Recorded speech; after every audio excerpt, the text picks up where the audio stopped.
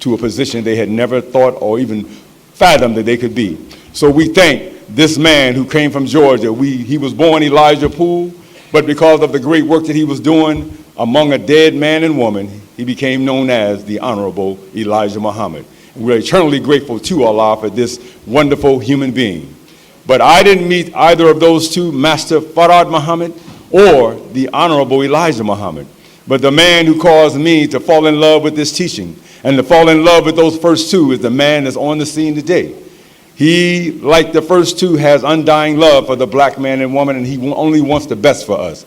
That even when he is in pain, he will come and teach us to show us how to get out of a difficult situation, how to dodge the bullet, if you will.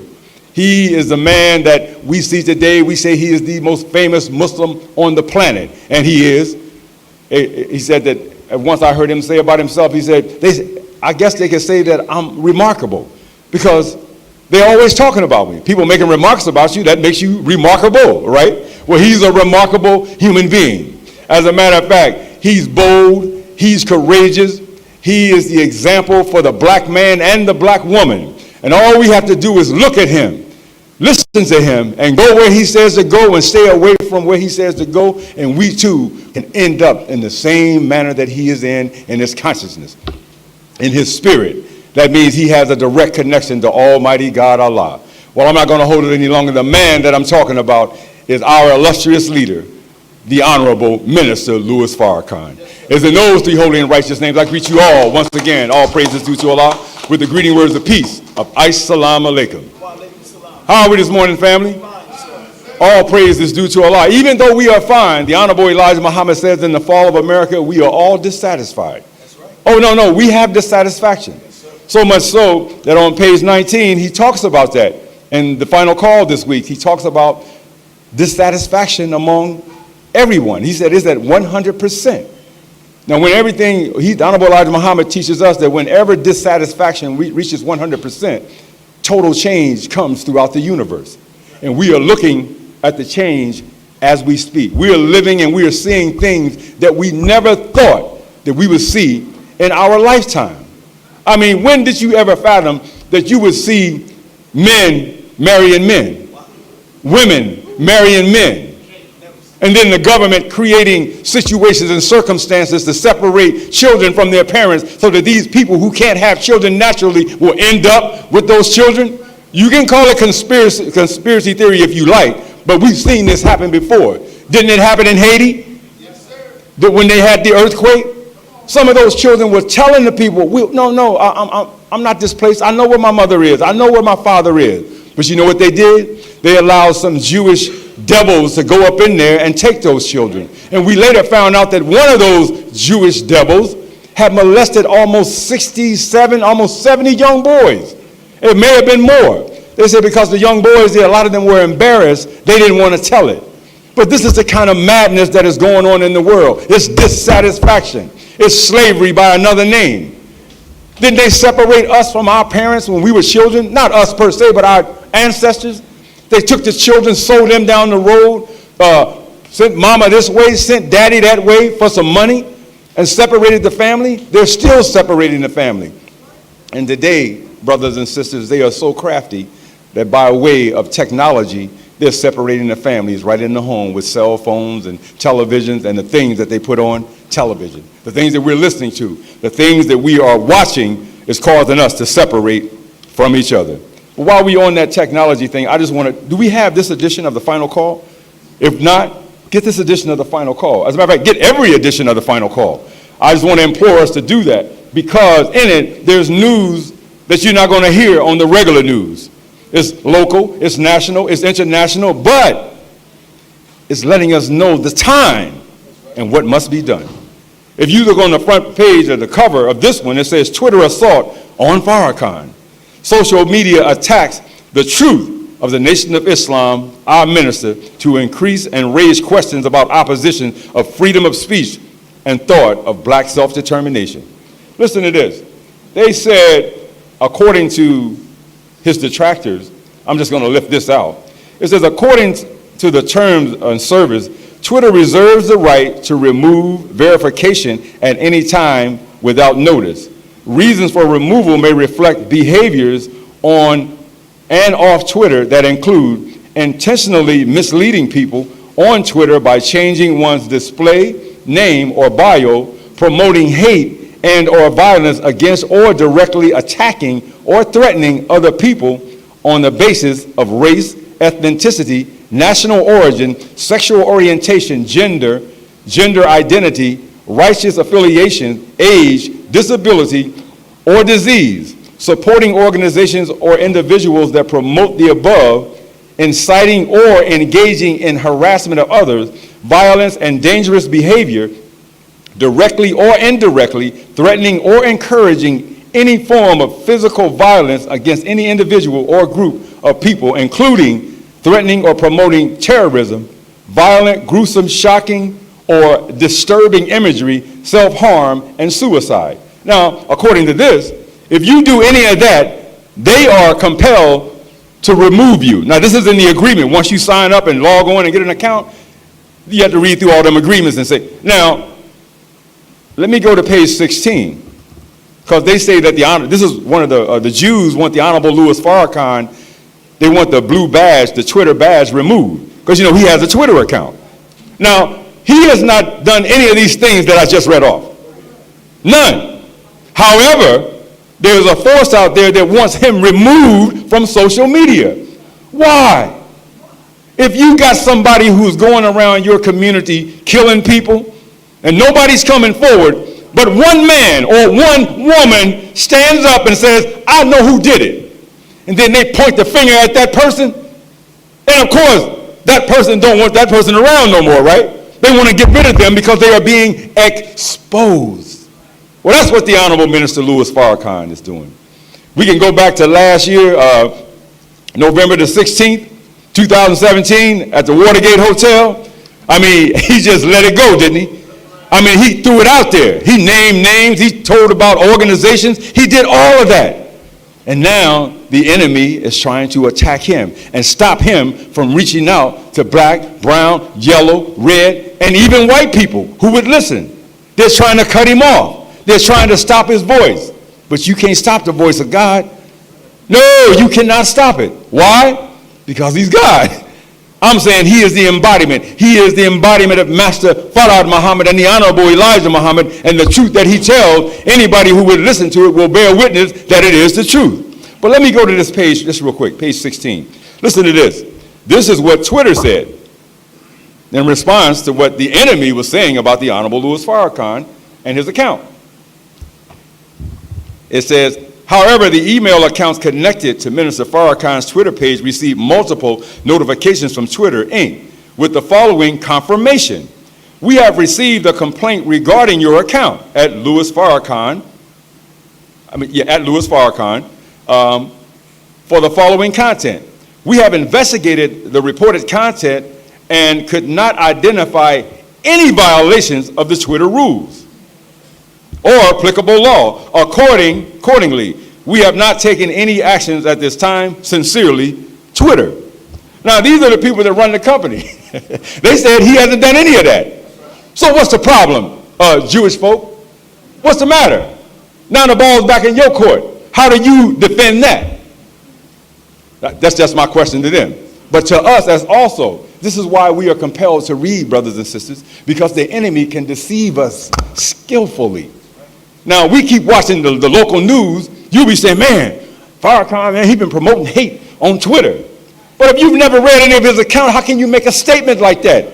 Unless you are still a slave. Because conscious people don't just follow. We investigate anything that comes before us. Everything that comes before us, we look carefully into it. And the Quran warns us that before you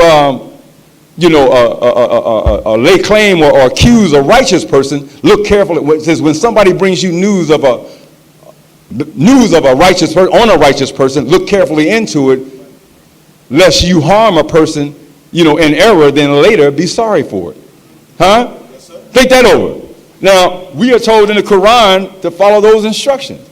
So the enemy, everybody, I was mentioning a moment ago that everybody is dissatisfied. The Honorable Elijah Muhammad on page 19, on the dissatisfied, he says if you'll walk with me for a moment.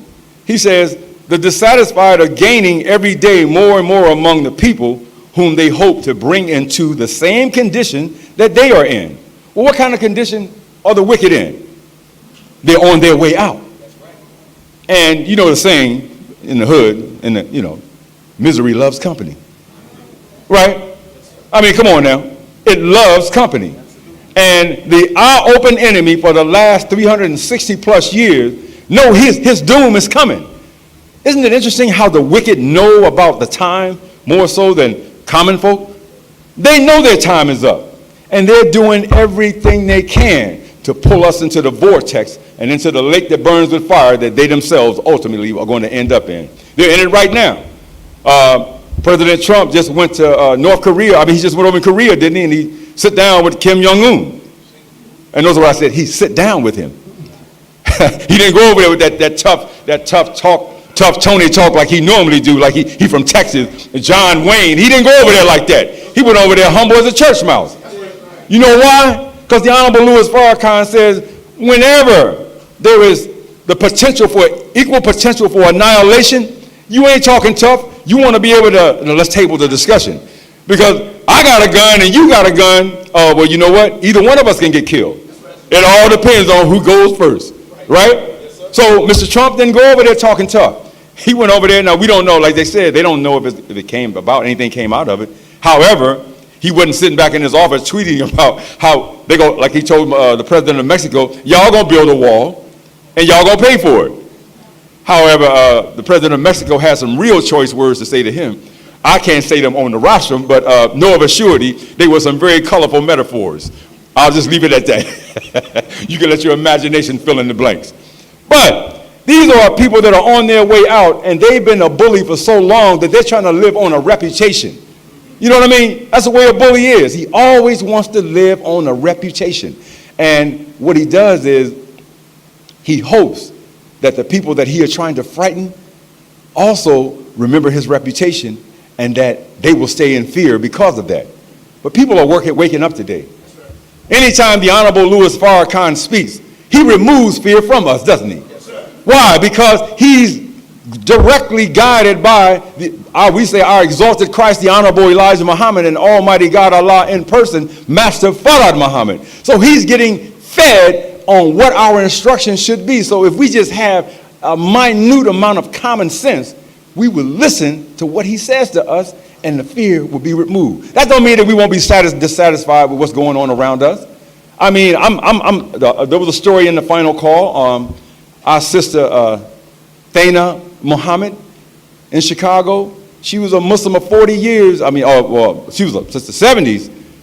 And our sister was found in Chicago in her home, well, right outside in a dumpster. They killed her and cut her up into pieces. What kind of sign? I don't know. I don't know what a person's mind. I mean, I can't fathom it. How you could even want to do that to somebody. And here I found that in reading, they say that our sister, she owned houses, and sometimes she would, intentionally give houses to people that she knew that they probably wouldn't pay, but she was concerned about our condition and she wanted to help. And here's a woman that's giving back to the community. And in my mind, I just find it hard to believe that somebody in the hood did that. I know they'll find somebody, but I just don't believe they did it. I think it was a higher source, because it's really leading back to the Nation of Islam and the Honorable Minister Louis Farrakhan. That's just Brother Joseph's claim. For anybody who if this reaches social media or anything like that, that's Brother Joseph saying that. That's just my feeling on it. But we know our open enemy. We know him. It's that we don't have to hate him. We know him. When you know something, you don't have to be second guessing it. You know what's going to come out of it, right? You know if you got an old car, if it can make it from here to Chicago. Yeah, but you'd be a fool to drive it if you know you can only get to Walmart and back, right? But you want to drive it to Chicago, you know you're going to stop on the road somewhere, you're going to be in trouble for a few minutes or a good while. So we know our open enemy the same way. He can't fool us. What's the story of the man who picked up the snake? The snake was freezing. He told the man, look, put me in your chest. I'll get you, take me with you, just let me warm up. Man told him, I know you're going to bite me. He said, no, I promise I won't do it, I promise. But he promised only to deceive, because as soon as he got him in there, what did he do? He bit him. The man said, you said that you weren't going to bite me. He said, yeah, but you know I was a snake. Well, that's the way we feel about the white man. We know he is a snake, and he will bite or sting anybody according to our lessons that he can get to. But the only way we have an anti-venom for that kind of mindset, and it's called Louis Farrakhan. Anytime you keep Farrakhan in your system, the enemy can't deceive you. He can't deceive us. All praise is due to Allah. They cannot deal with us. What did the Ohio players say? No, the Commodores. How can we lose with the stuff we use? Huh? Well, he's more than a brick house. He's a mountain, and he protects us, right? So we got to keep our eyes on Farrakhan. We got to stay focused on that man in the hour that we're in today. There's a war going on. You know, you hear about men are dissatisfied, women are dissatisfied, children dissatisfied. You know, back in the old days, they'd be saying, well, what the children dissatisfied about? Well, a lot of the children are seeing a lot of hypocrisy in their parents. That's dissatisfaction. One of the biggest things, I'm just shocked in this modern context that people still celebrate Christmas and tell their children that Santa Claus is going to bring them a gift. However, if your child went and took money off the dresser, that same person, and then you ask them, did you take the money, even though you saw them, and you knew they lied, now you're ready to put the full load of chastisement on that child, even though a couple of months earlier, you lied to that child and told them Santa Claus, a big fat white man, was going to bring them a gift. Taking the credit from yourself. As much hell as you caught at work, working to get a little money to get something for them for Christmas, and you're going to get a credit to him. I just find it hard to believe in this modern context, as many stellar lectures that we've had on the subject matter. And then in the scripture, the Bible alone talks about that in the book of Jeremiah. You know, that's a pagan thing. We don't do that. We don't cut down trees and drape them with gold and silver and bulbs and orbs and all that stuff. We don't do that. Why? Because it all goes back to Satan. Matter of fact, Satan, if you look at the wording, if you want to do a little, how many of us just play Scrabble? Well, you know, if you move them letters around, come on now, you can get Satan out of Santa, right? It's the same being. And he's doing the same thing. They say he got elves, Santa got elves, or what is it, Satan got imps, right? Or little devils. And that's what we're seeing right now. We're seeing the manifestation of little devils, even in the straight path. I said, well, what is the straight path? The Honorable Louis Farrakhan says that's religion itself. And he said, any of us who come into the truth and we want to follow this man, he said, we become devils. Or should I say, he called them dumb devils. That you become a dumb devil. So why would he call us a dumb devil? Because you know the truth, and yet you violated your own self. Whose fault is that? So if you get caught up in something and you end up going to the hell that our enemy is going to, can we blame Allah? Can we blame our family? Can we blame our neighbor? Can we blame the white man? No, because he said it in the book. He said, Allah promised you a promise of truth. But I promise you only to deceive you. So blame me not. Blame yourself. Think about that. So we can't blame nobody but ourselves if we get caught up in the vortex when we got a man like the Honorable Minister Louis Farrakhan in our midst giving us divine instructions on how to get out of this. Y'all all right? We just came out of Ramadan. Is everybody holding steadfast to that? Don't raise your hand. Everybody holding steadfast to what we worked on in Ramadan? You know, no fighting, no quarreling. You know, trying to make our daily prayers wherever it was permissible. You know, I know you can't eat, and sometimes we have to eat and drink during the daylight hours. I'm not saying myself personally, but some of us, because we take medication, some do. But I'm just saying those things that we know we can do, like making prayer, we should be found praying whenever we can. You turn the corner and make it through a red light, you should pull over and say a prayer. Because another car didn't run the light and hit you and kill you dead right there or maim you for life. I mean, if you go out to a restaurant and eat a meal and you survive that meal, you should say a prayer, not before and after the meal, that Allah allows you to get through it, because you don't know what's going on in the kitchen, right? I mean, they always say, well, that's a good restaurant, you know, they serve good meals there. Yeah, but they still ain't as good as the ones at the house. Because there's one thing at the restaurant that you go to that's not like the one at home in the kitchen. There's no love in that food. That's an ingredient that you can't put in a bottle and shake it on. That has to be in the heart. And most of the employees that's working back there in that kitchen, they are dissatisfied because they got a horrible supervisor or a manager over them, pushing them. So what do? They take it out on the customer. So you might end up with some things in your food that you didn't order. If y'all know what I mean. Y'all okay? Yes, sir. All praise is due to Allah. Let me move right. There's one other thing I want to pull out of here. Just real quick. The dissatisfied. In the last week, can you think of something that has caused you dissatisfaction? Just think about it. Caused you dissatisfaction. And you knew that it was going to cause you distress. It did cause you distress. But what did you do to help yourself to relieve that stress? Think about it. Now, we just came out of Ramadan, right? We were given an antidote to everything that we could possibly go through. Well, the one thing when you're going through distress that helps you get through it is prayer, right? Think about it, prayer. And even being charitable. Because during the month of Ramadan, a lot of people, find it very difficult to not eat and drink. So Allah gives us a variable. He says, look, if you can't do that, you can feed a hungry person. How many of us tried to help a hungry person or somebody who we know was suffering? Just this week or since Ramadan ended. That's what I'm saying. These practices that we've engaged in, we have to stay on them because they're supposed to become a way of life for us. Ramadan caused us, because we were not eating and drinking during the day, it caused us to be able to see what homeless people go through every day on a regular basis.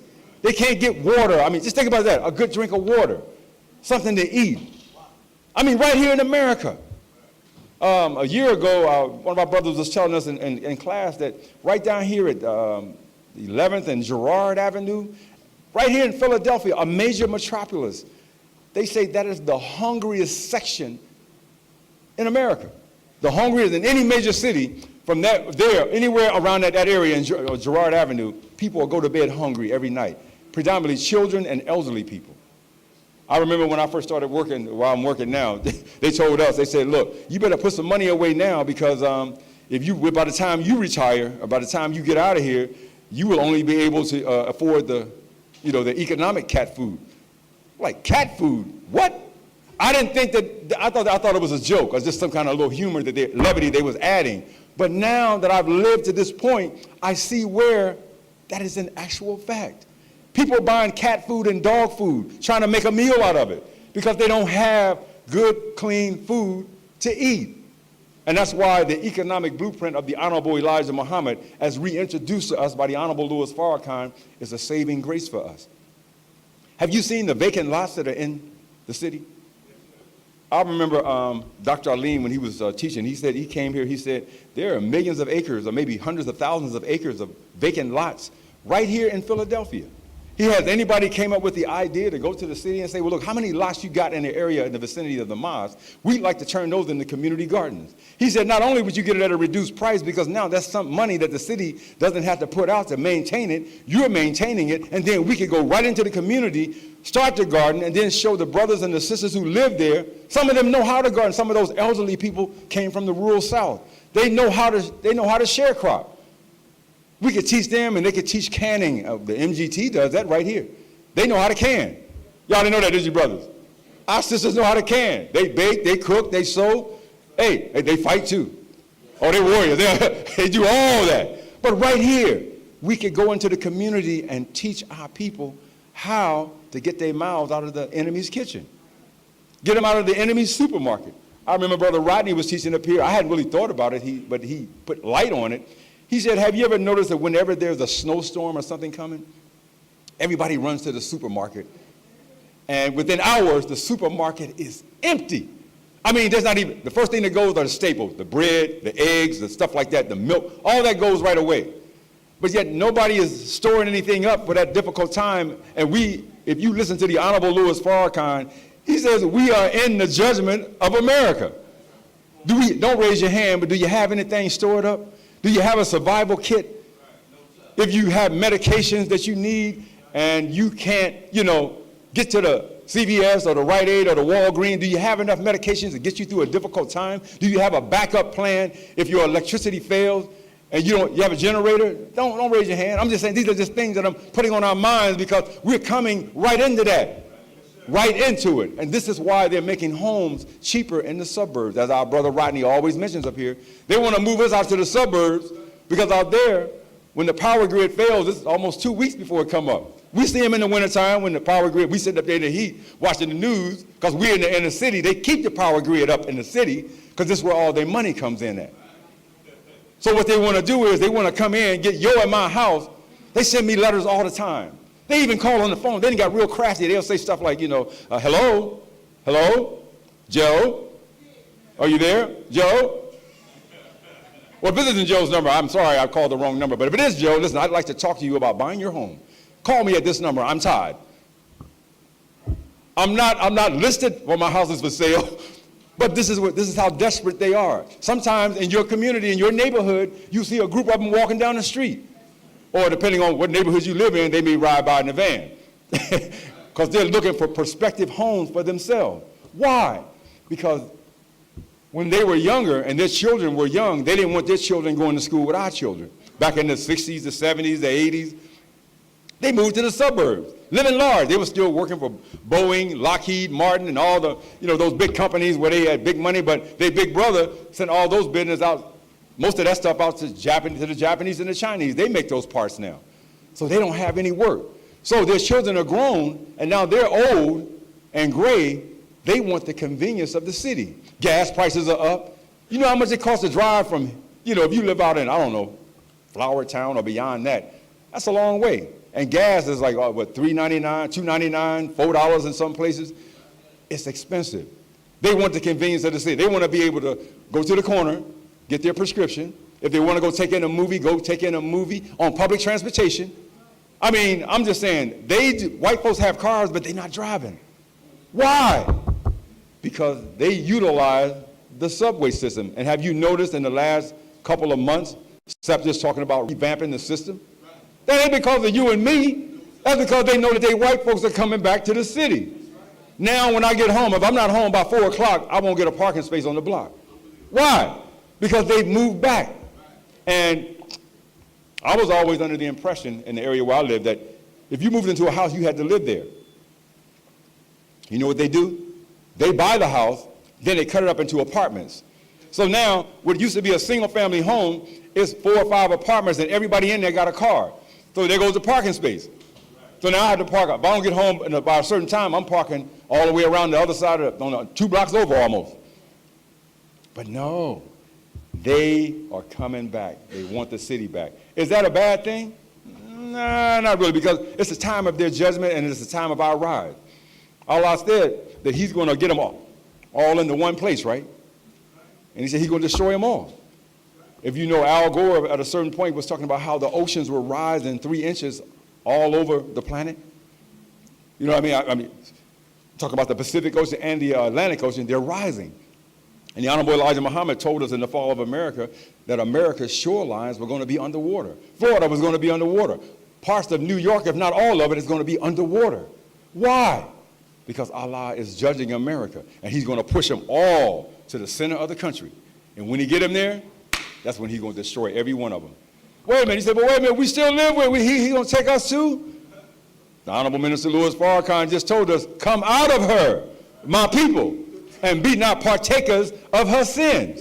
Come on now. If you don't, look, now, I saw how the Honorable Elijah Muhammad said that this is going to be done. He said there's a giant wheel that sits docks 40 miles above America. They call it a UFO. We call it an IFO because we know who's on it. And the people look like you and me. They family. And they're the original people of the planet. And he said that Master Farad Muhammad had this plane built for the specific design and purpose of destroying America. He said, but why? Because they mistreated us. And they have mistreated us for over 460 years. We thought that when Steve Jobs them came out with cell phones and people show you a brother or a sister getting beat and stomped to death, and they put it on social media, and you look, you say, oh, this is horrible. This has been going on ever since we've been around these people. It's just because of social media, now we can see it. The Quran says that Allah, if something is the size of an atom, and that atom is in a rock, and that rock buried deep within the earth, Allah will bring it into the light so that all can see. we are seeing the white man for what he really is. And when the Honorable Elijah Muhammad, all praise is due to Allah, when he was teaching us, saying that the white man is the devil and he should be destroyed, people said, well, no, come on now. Y'all wrong. Y'all teaching hate. But yet the same man that you talking about we teaching hate on, he hates you. And he's doing every manner of evil to take you off the planet. He hates you. So the Honorable Elijah Muhammad said the day would come when you would pray to Allah to remove every one of them from our planet. And he also goes on to say that the earth, our planet, which weighs 6 sextillion tons, a unit followed by 21 ciphers, that's a number followed by 21 zeros, he said that it's carrying a weight that it shouldn't have to bear. He said, well, ain't no more water been added to the planet, no more land has come to the planet. What is it that's causing the earth to bear a weight that she shouldn't have to? It is the thinking of an unrighteous, undignified, filthy human being whom most of our people are following. And if we aren't careful and listen to the Honorable Louis Farrakhan, we too will get sucked in and follow them right into hell. Brothers and sisters, at this time, I want to bring to you our keynote speaker for the day, the Delaware Valley Student Regional Minister, our brother, a warrior in the cause of Islam, a helper of the Honorable Minister Louis Farrakhan, our brother, Student Minister Rodney Muhammad. Let's bring him on with a rousing round of applause. Assalamu alaikum. All right, thank you. Assalamu alaikum. How we doing? In the name of Allah, the Beneficent, the Most Merciful, the one God to whom praise is due, the Lord of the worlds, we thank Almighty God, the revealer of all truth and the sender of all prophets, of whom we make no distinction. We thank him for Moses and the Torah, for Jesus and the gospel, and we thank him for Muhammad and the revelation of the Holy Quran. As a student of the Most Honorable Elijah Muhammad's life-giving message, I'm most thankful to Allah for his intervention in our affairs. In the person of Master Farad Muhammad, to whom praise is due forever, we forever thank Master Farad Muhammad for his coming, as it was prophesied, predicted that he would come, seeking that which was lost. We thank him for a wise choice and a messenger Messiah to us in the Most Honorable Elijah Muhammad. To the two of them, I stand before you eternally indebted for their student, their apostle. Brother, can he turn this up? Their student, their apostle and servant, my leader, teacher, and guide today, the Honorable Louis Farrakhan. So as it is our distinct privilege, I greet you all with the greeting words of peace. Salaam alaikum. Thank you all for being out with us today. We know that it's been a pretty busy week in the city of Philadelphia, and it should be busy because black folks are in trouble.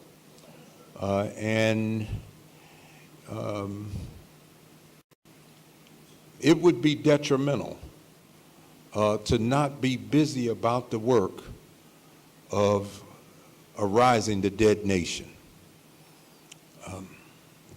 Our minds certainly need resurrection, but I wanted to say something about the Juneteenth celebrations going on all over the country, because the slave,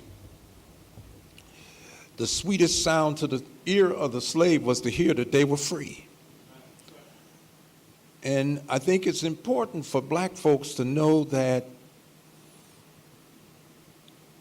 when we talk about how they dumbed us down as slaves, do you know those folks in 1865, immediately when they were free, they went to work.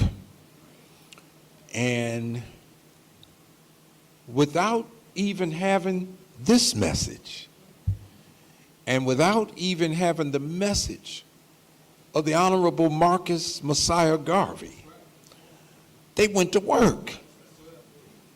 And as the minister points out to us, post-chattel slavery, almost immediately black men built 60 towns with our own banks, with our own doctors. And subsequent to that, these towns were burned down. black folks saved so much money. In the Freedmen's Bank, they stole all of it. I'm understanding in today's dollars, it would amount to about $4.2 billion in today's dollars. And we had to start hiding our money under the floor, in the mattress, in chicken coops, and things like that, because we could not trust the banks. Then it got to the point, if they burn your little place down, it burns your money down. So black men learned a practice of taking the money and spending it almost as soon as we got our hands on it, so that they couldn't come take the money that we were saving. And unfortunately, because we really don't know these kind of histories, we look in a way like we're completely out of control in our spending habits, not knowing that we were conditioned into being a consumer group in the United States of America. So when we heard that we were free in Juneteenth, they did everything to discourage us. This is why you'll hear Minister Ava many times saying, had we just been left alone after 1865, we'd be in a much better condition than we are now. Mischief has been afoot in the black world. And the stumbling blocks toward freedom, not only were they set up, they still haven't been removed in 2018. So once God came and brought us into his thinking, that's what this does. This gives you and me enough light. In fact, let me correct myself. It gives us more than enough light not to stumble over the white man's world. So if you're still victimized by racism, if you're still victimized by discrimination, if you're still victimized by him shutting doors and things on you, you're not availing yourself to this light. I don't need to go to Waffle House. If you don't want us in there, we can stay out. And there's enough light to build your own house, grow your own food, and feed yourself.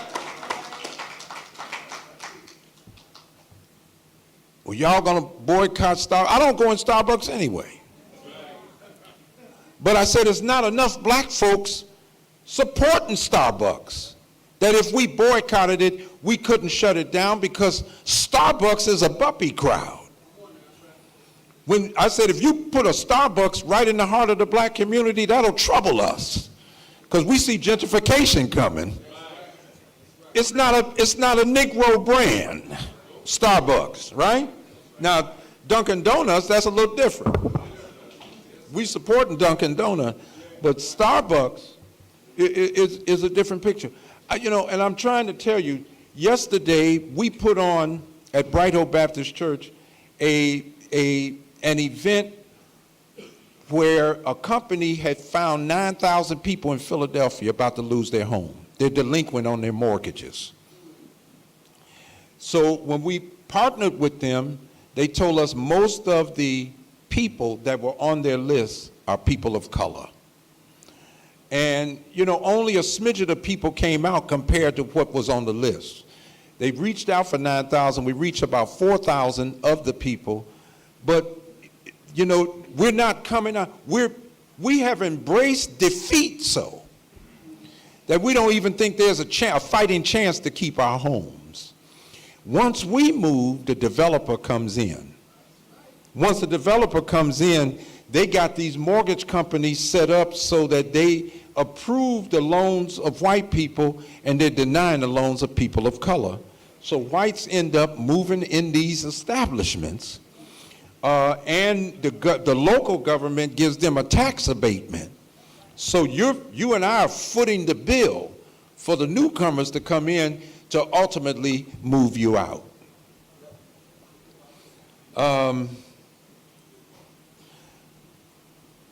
So we really got to talk today about the damage that has been done to us. It's great. I had a passage I was looking for in the Bible that the minister uses often as a text for today. In the book of John, I think the 12th chapter, it says, "Now is the judgment of this world.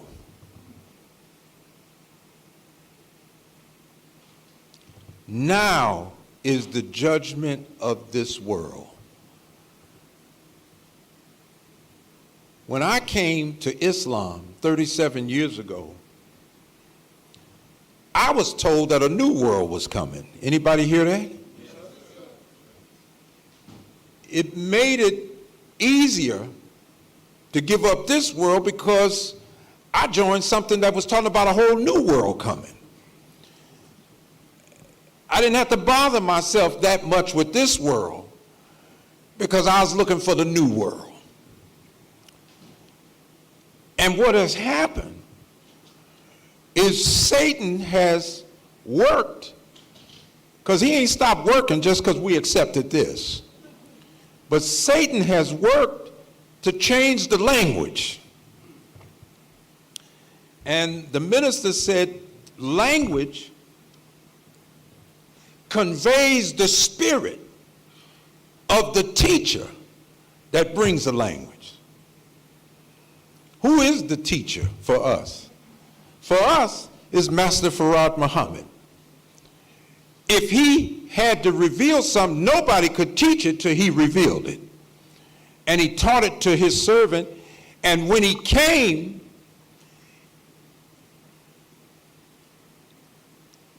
because the language we've been under, we feel like if we can just get to heaven, all my troubles will be over.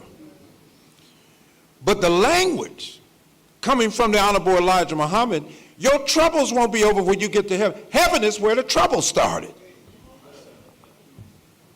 It didn't start amongst men on earth. Heaven is a higher condition and a higher plane of existence than earth. So the trouble didn't start amongst men, it started in heaven. And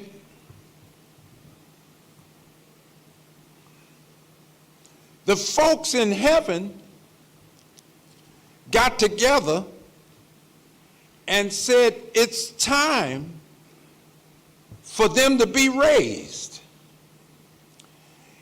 And it's in the problem book. If it's time for them to be raised, it says, so they sent their messenger. Did you ever think to wonder who was their messenger? Whoever the messenger was, the problem was the messenger disagreed with them. Now, when has this ever happened? That a messenger is sent with a message, and generally the messenger, because he's sent, he's not the author of the message. Yet, he's in disagreement. And so are his laborers. So Farad Muhammad couldn't be their messenger because he was in disagreement with them. He did not agree with the old world prophets' predictions that only 144,000 could be saved. That ain't on earth, that's in heaven. That's not on this plane of existence. That's a higher plane of existence where the trouble is. Are y'all following me now? So thinking you're going to die and go to heaven and all your troubles are going to be over. See, the Honorable Elijah Muhammad takes us in another direction. He shows us that the trouble started in heaven. And we're made to think that way. Why? Because somebody says, the rain is coming. And what's the first thing you do when somebody says the rain is coming? You look up. But Mr. Muhammad taught us to look down. Because he said, who makes rain, hail, snow, and earthquake? He says the planet is approximately covered 3/4 of it with water. Am I telling the truth? And the sun and the moon have attracting power on the earth. and it's drawn to water. Just because you can't see it don't mean it's not being drawn. And so it's drawn it up in a fine mist, and ultimately when it outweighs, it distills back to the earth. But what my point is, it didn't start from up there, it started from down here. We need this kind of teaching, because when you have somebody teaching you and you've been trained all your life to look in the other direction, and he teaches you to look in the opposite, it teaches you we've been turned upside down. And in order to be turned right side up, you gotta have a teaching that is extremely in contrast with what you've been taught. Because what you have been taught is unscientific and falsehood.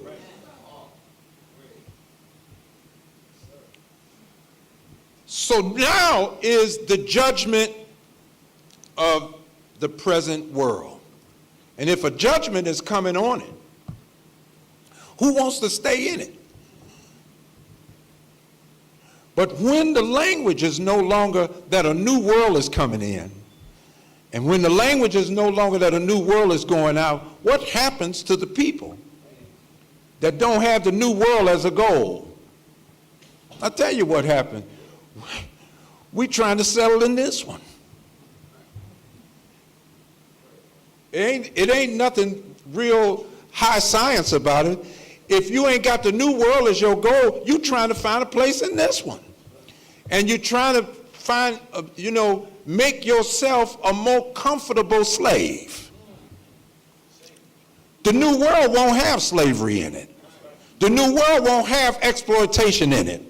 It won't have poverty. It won't have starvation. That's what we're promised.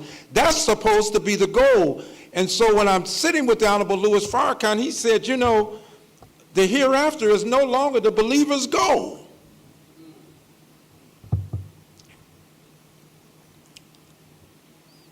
Why isn't it no longer the believer's goal? Because we've been skillfully turned. There's a new language on the scene. I remember Imam Wharf-Deen Muhammad teaching people to get your portion of this world.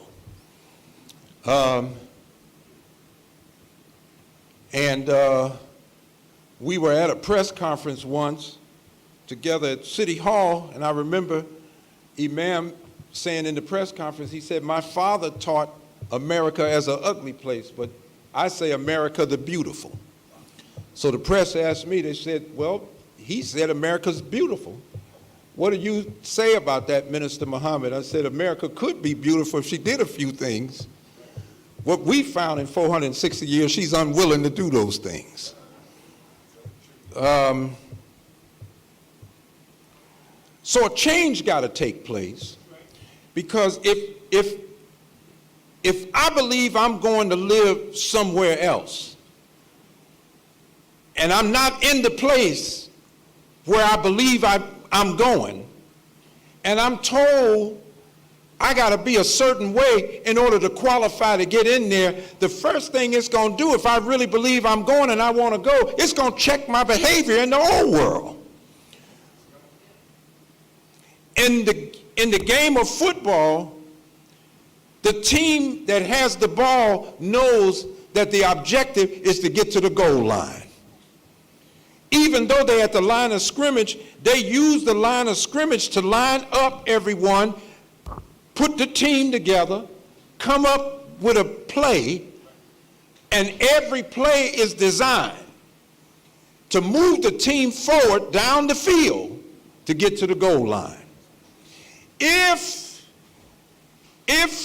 you take that analogy and you say, the hereafter is no longer a goal for me, then I'm living my life at the line of scrimmage.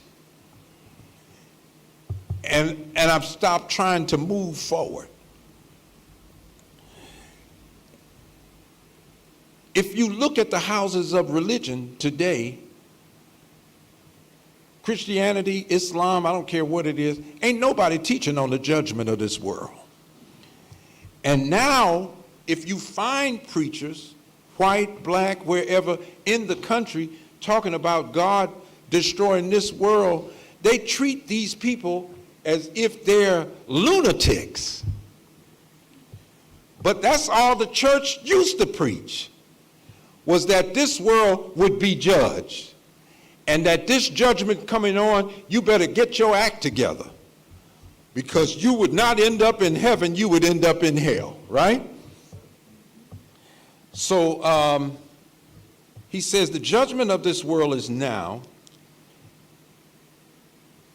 and he says now the prince of this world will be cast out. And if I be lifted up from the earth, I will draw all men unto me. So, you know, we've had a busy week, but we have to really talk about healing the hood. Healing the hood. Neighbor's been taken out of it, so it's just the hood now. And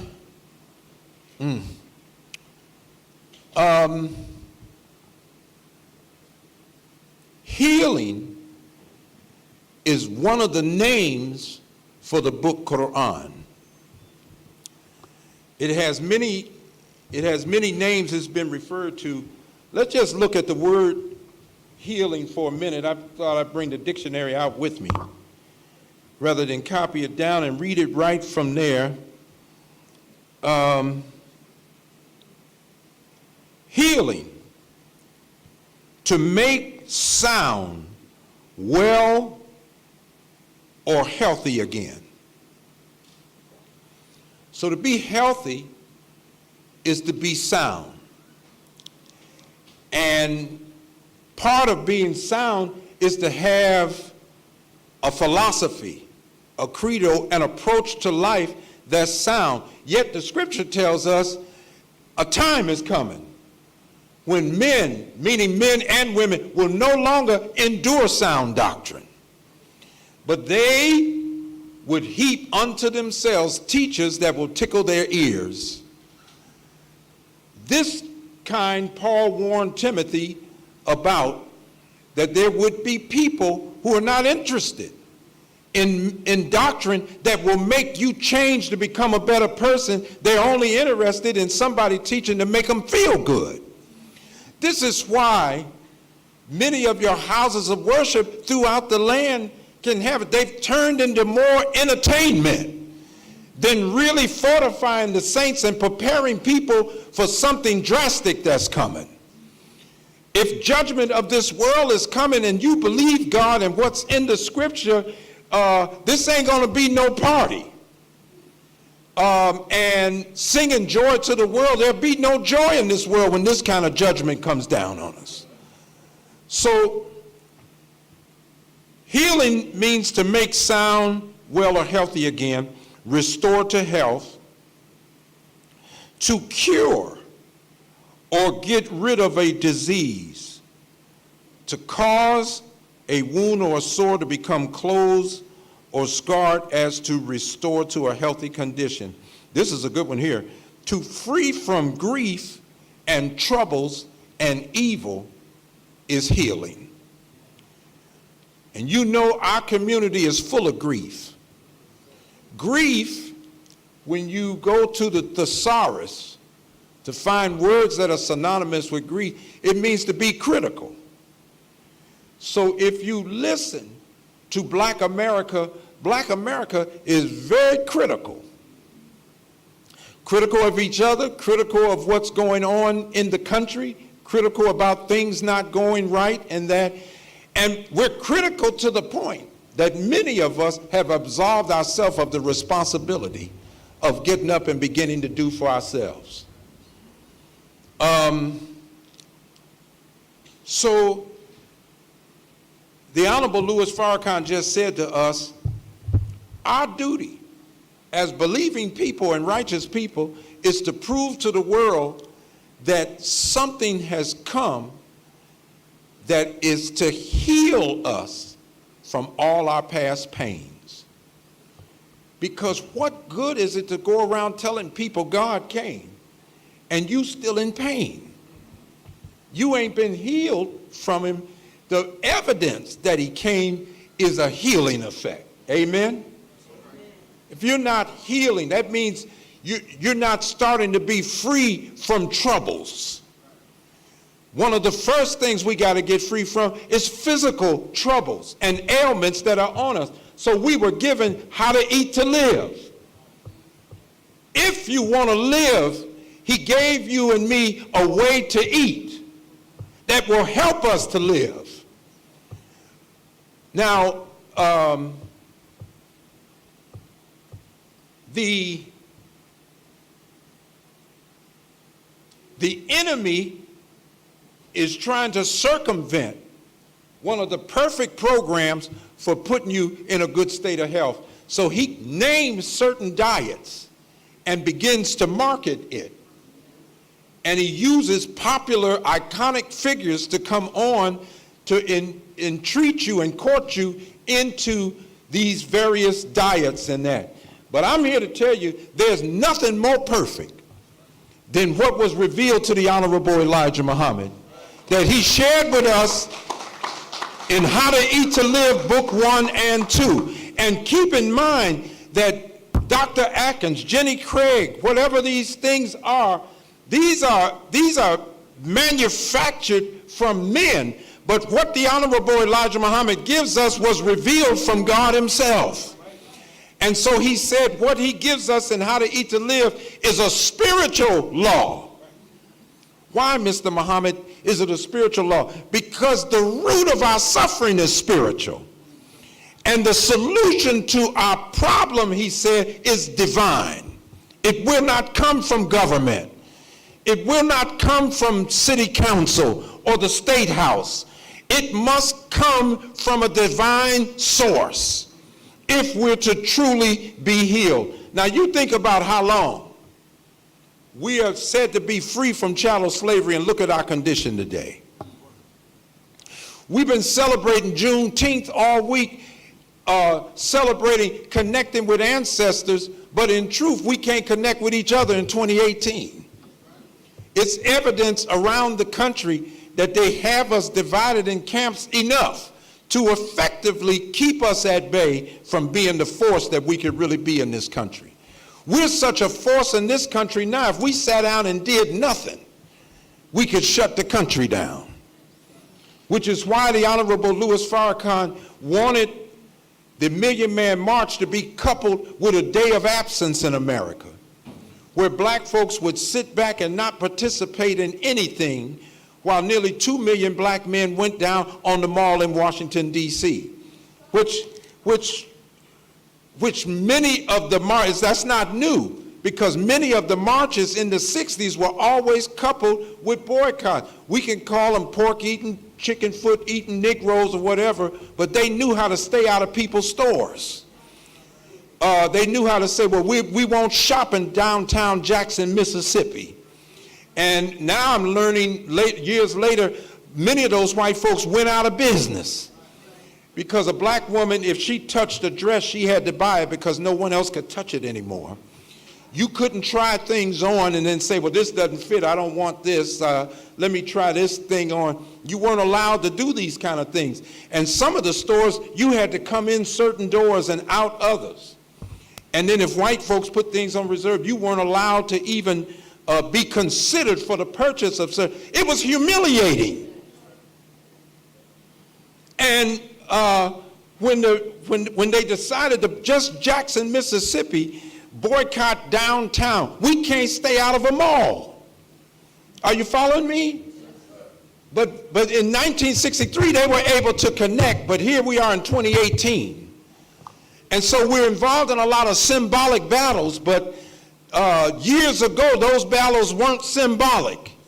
They were designed to have economic impact and effect.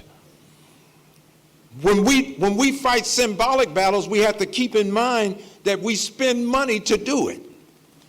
And when we spend money to do it, to set up a symbolic kind of celebration and commemoration of something that takes place years ago, we're spending that money with the same man that's given us hell today through mischief, framing it with law in government.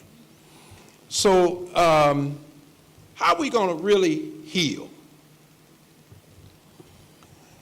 The Honorable Louis Farrakhan teaches us that when there's a longing in a people because you're deprived of what you are justly due as a creation from God, that longing is psychological, that longing is emotional and spiritual. And that longing will ultimately produce from the genetic pool a child that's born specifically to meet the cry of that longing in the people. That's a law working in human nature. Somebody's born, they can't even get out of it. What they're in, even if they got to face death, they can't get themselves out of it because they're a product. So if pain is in Black America, and it is pain, ask the mothers that had to bury their children, are they in pain? Ask the men who are trying to be men, but the society keeps cutting you down and never letting you bring yourself even into your own definition of manhood. Ask them, are they in pain? Ask the children that are lost and defying their own parents, even as the scriptures say they would become disobedient in that, and they're killing each other. Ask them, are they in pain? And they'll tell you they're in pain. So when you're in pain and the government can't help you out of your pain, they're participating in the ones that are giving you pain. When the council can't help you, when the church can't help you, and the mosque can't help you in that, God is obligated through the nature of the original people, out of their longing. He must come right out of the genetic pool and give you a man, and that man is colored with the pain of his people. He knows how to talk to people that are in pain, because you need somebody who can identify with your pain in order to help heal you and bring you out of it altogether. The Honorable Elijah Muhammad was such a man. A people in pain pretty much don't know how to give a good shepherd anything but pain. So many nights, the Honorable Elijah Muhammad was in tears in the early years.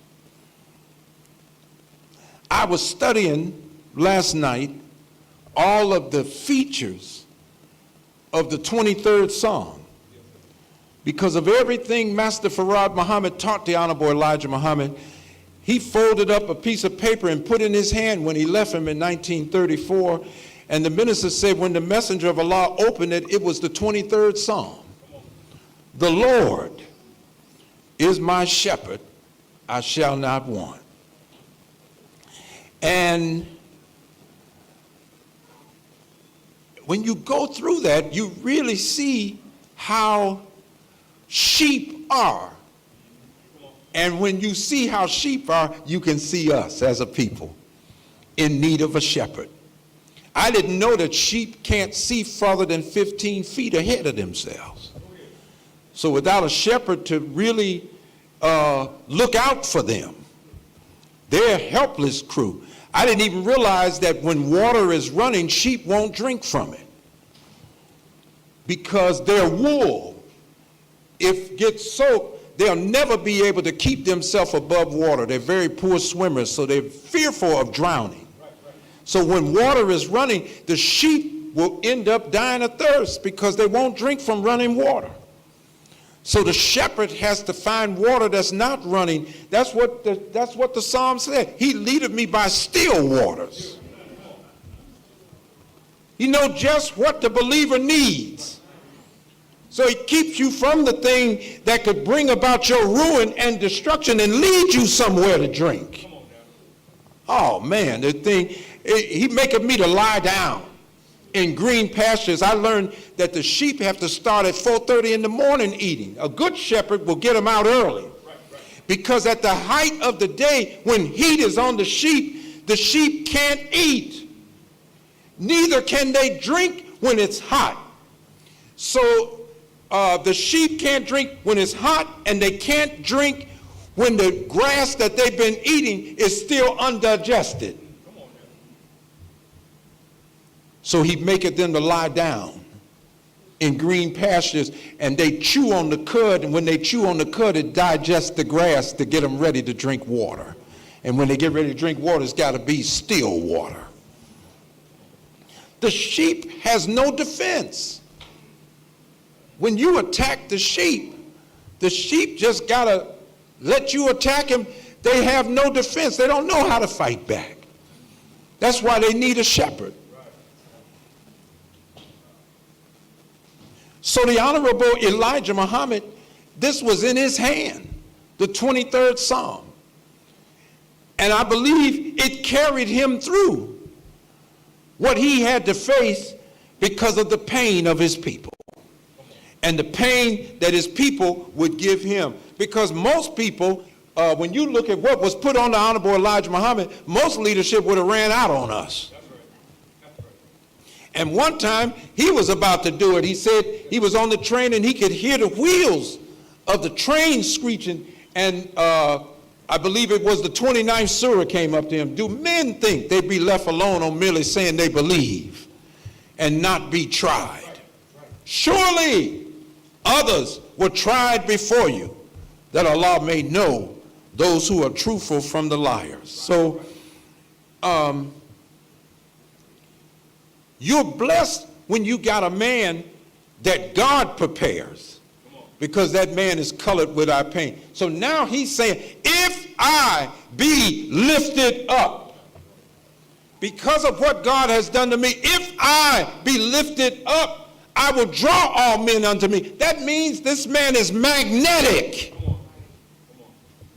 And when he's lifted, if you are really with him in mind and spirit, there's some magnetism that comes as a result of being associated with the man. Are y'all listening to me now? We're talking about healing the hood. You can't heal the hood just running out there. You got to be connected with something that heals. These young people today are not just angry with the older generation. They're angry with us because we're not providing them with the wisdom to bring in a new world. God has stirred in the hearts of these young people for a new world. You could see them trashing the old world. They don't care nothing about this world. They're not concerned with opinion polls of what people think about them in this world. Listen to how they talk on television. They bring their own game. They don't care what you think of them. Now they got Snoop Dogg on all kind of commercials and that. But when he started out on Death Row Records, nobody ever would have thought that Snoop Dogg would be accepted in all of the quarters and things that he's accepted in now. And he represents scores of children, not only here, but globally. The minister said when they traveled abroad, even in Iran, they're so strict in Iran, I don't even think McDonald's could slide a burger through. But they can't stop the young Iranians from getting a hold and smuggling rap tapes from the rappers in North America, circulating it among young people. He said they have captured the imagination of young people all over the planet. Right. Something is going on our planet. It's like it's already being stirred in the hearts of young people that God is judging this world right now. And they're in defiance of the establishment and the order of things, and we, opposite to them, are trying to fit into the establishment. Well, you can't magnetize nobody that way because they're repelling this world. And the Jesus that we read about in the scripture, he keeps talking about another world. That's why he's not even bothered to fight over this one. His heart and his mind is set on the new world. And in order to really walk with a man like that, your heart and your mind got to be set on something new that's coming. We're supposed to have positions awaiting us. Where do you think they're waiting? They're not waiting in this world. People jockeying for positions in this world, man, Do you realize what's coming next? Come on. Pain is because of injustice done. And the minister said justice is like balance. When you're done unjust, even unjust to yourself, your mind is imbalanced. So the collective mind of society is imbalanced because the components of freedom, justice, and equality, life's principles, are not being practiced here.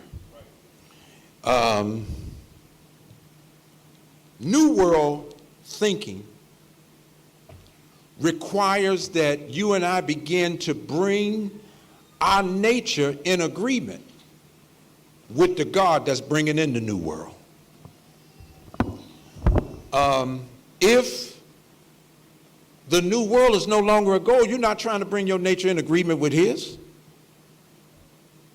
And if we're not trying to bring our nature in agreement with His, then what are we doing? We're bringing our nature in agreement with the old world. And the old world of religion only requires of us to save the time-honored rituals and traditions that are in religion. When you don't have a mission to your faith, the only thing you can do with it is go practice rituals. So the highlight of the year is Ramadan for the Muslim. The highlight of the year for the Christian is Christmas. For the Jewish, Yom Kippur and Hanukkah and that. The time-honored traditions. We're not saying don't recognize them, don't participate, but man, it's more to your faith than that. The Honorable Elijah Muhammad said, children of the light are not required to have to do pilgrimage in Mecca. That doesn't mean don't go and you won't experience something good, but if you're not paying attention to what has come to us, I mean, if all your answers are overseas, what they come over here for? See, we got to ask ourselves that. Why were we cut out? Why are we the only people that no Warner has come to before? Maybe there's a new program. Maybe you're not designed to operate under just general orders. There's some special instructions in North America of how the Muslim would operate. And so when the Honorable Elijah Muhammad began his work, he just had to challenge his critics. You don't have my mission. You don't have the mission. And so the Honorable Louis Farrakhan, by lifting up his teacher, realizes that he has to have that same mission, and so he has to say to the critics the same thing his father said. You don't have my mission. But yet, when the minister goes east, the people in the east treat him like a king. They don't recognize all these people that gave up the messenger and running around trying to follow them, but they recognize the minister who has held on to the Honorable Elijah Muhammad, who has held on that God came to North America by himself. So now our job is to prove to the world that healing is starting to take place. And I just read you some of the definitions of healing. To be made sound, to be free of evil.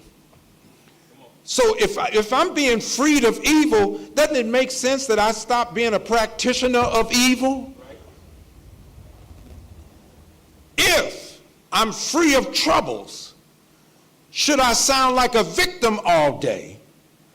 Or should I not start learning how to walk in God's victory? According to these lessons, he destroyed the devil's world in a day and would never fall victim to his civilization. So the minister said white supremacy must die. In order to heal society, it must die. Where does it live? In the minds of people. How does it live there? The lessons say he blinds you to yourself so that he can master you. He don't just master you. He has to first blind you to yourself. Well, how do I become unblind? You got to get the knowledge of yourself. And you can't just read it. You got to believe what you have found now. And then we got to start living by it. What's the knowledge of myself? It was first brought to us in a question. Who is the original man? Not who was. So don't go back looking at who was. Be who was. Who is the original man? This one that has come, there's none comparable to him. This one that has come, this ain't never been done before. Who is the original man? If you try to go back to who was, you're going back to a man that never lived under a devil. You're the only original people that have lived under a devil and been completely mastered by them. You don't have no other people in history of color that have been mastered by him the way we have. Don't say we ain't been mastered. Our scholars sit up, and I sit on these panel things, and they talk about the school to prison pipeline, and you didn't build a pipe. Neither did you draw the line. Hell, then you've been mastered. If somebody can take you at third grade and put you in a condition that by the time you're 30, they done built a prison for you, then the third grade classroom was just a holding cell. Well, I don't know, Brother Rodney. I think you went too far saying we've been mastered. You want us to protest about people mistreating you, then you kiss your babies and turn them over to the same people. Don't tell me we ain't been mastered. I don't like such and such company. They did this and discriminated in that. Then you go across the street and buy something that supports the company. You don't want to withhold your dollar. Well, we need to do something for ourselves. Well, let's all put $1 in. Now we got problems. Well, how much do we really want something? Well, y'all give Farrakhan all your money. Minister Louis Farrakhan has spent tens of millions of dollars trying to get you up out of the mental grave. How dare you talk, and you giving a crack of money that's building a hole for your grandbabies that are unborn. And you worried about what kind of money he's getting. That's our damn problem. We've been trained and conditioned by our enemy to worry what's in our brother's pocket, when all of us are in the pocket of our enemy until we take on a new thinking. So white supremacy must die, and the present institutions must be purified. What does that mean? That means in Philadelphia, we can't have a school system where children of color who make up most of the students are not really learning who they are. You take a bee and study it, they have young bees, all made by the queen. When the bees finish their education in that hive or the bee colony, that young bee is absolutely in love with himself. Jumps right in with the other bees and goes to work. You look at the ant, and the queen ant lays all these eggs. Young ant comes out. They educate it instinctively. And when the education is finished, the ant is absolutely in love with itself. And see, love is demonstration. It ain't running your mouth. I always see people talking about, I love my people, I love this. But love is demonstration. A woman ain't going to let a man just get away with keep saying, baby, I love you. You have never done nothing for me, and it's been 10 years now. It's going on 15 years now, and there's been no demonstration of that love. God won't even tell you he loves us without demonstration. So the Quran invites us to look at the creation and look at the things that our Lord has done. Demonstration. So the institutions have to be purified. In Philadelphia, we need an educational curriculum that teaches the truth about the history of the world of men. So we have to bring together now scholars, even that we have here locally, like Malefia Sante, Dr. Charles Blockson, and others, to help us comb over the public school curriculum and bring, and you're going to have to fight for it, because the way our children are being trained, they're being trained to serve the white world. They're not being trained to serve self and kind. So we're going to have to fight to force some kind of curriculum in. Now, every charter school ought to already be doing that. And you can't just take people who accomplish, because as the minister said, black accomplishment is not black history in its totality. Juneteenth is not about black accomplishment. Juneteenth is about black folks that were slaves who didn't find out about the Emancipation Proclamation in 1863. They didn't find out they were freed until 1865. That's what Juneteenth is about. So June 19, 1865, the word finally got to about 250,000 slaves that they were free. So real history has been taught. And the institutions of this world, they have poisoned history. And there's an African proverb, I think it goes like this: all one need know is what type of society one wants. That'll determine your educational system. If you want a society where white people are on top, then you got to teach children. You can't wait till they're adults. You got to teach children that they belong on top. So your educational system has to be a design. And if a man can prescribe the diameter of your knowledge, then that man controls the circumference of your activity. So we're going to give them the kind of knowledge. We can't put a rule out there anymore that you're not allowed to read and write. We can't do that. So what we have to do is scientifically discourage them from reading and discourage them from writing. By third grade, if the child can't read their own name, they can start working on a prison. And they know by the time they're 30, they'll catch that child in there. This is real stuff. This is happening right now as I'm talking to you.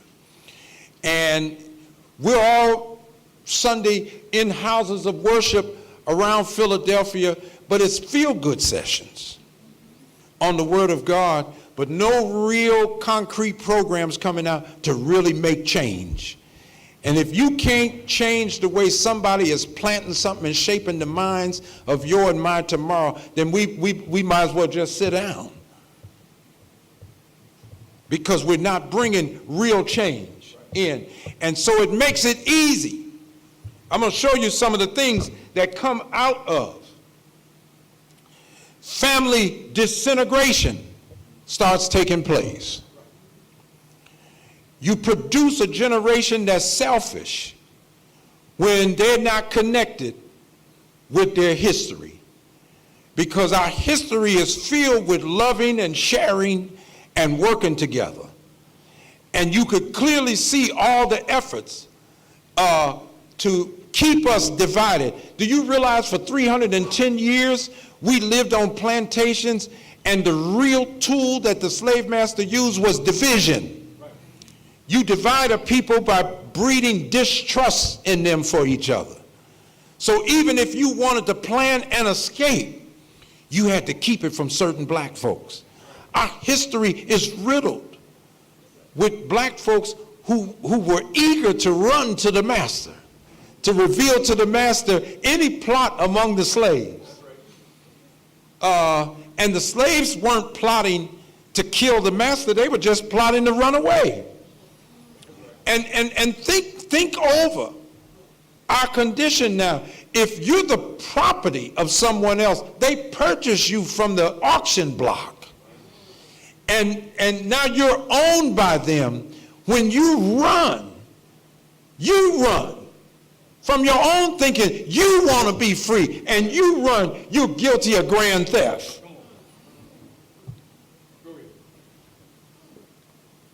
So because of that, they were able to successfully pass the Fugitive Slave Act.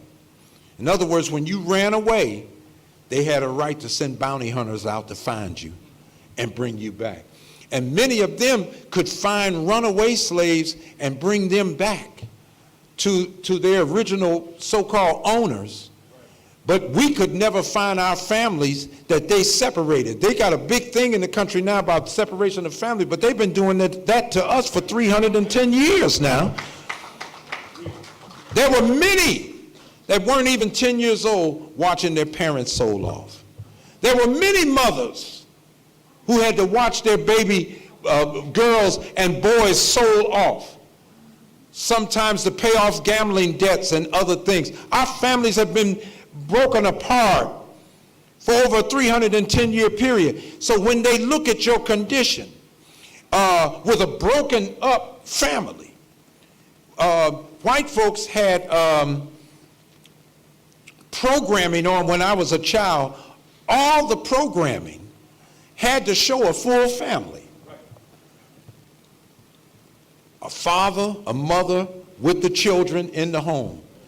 So we grew up on the Donna Reed show, Father Knows Best, right? Even my 3 sons, it was a widow. He was a widower, and he ended up with 3 boys, but he had a wife, but she died. It wasn't until later that they started trying to deal with divorced couples and things like that. But all the time they were showing this, our families were being shattered. This is what I want you to understand. And sometimes they'll look at the dysfunction that comes after your family's broken up and trace that as the cause for the illnesses that are in our own communities when they're the cause of it. Our whole existence, family, ain't nothing but a reaction to the white world.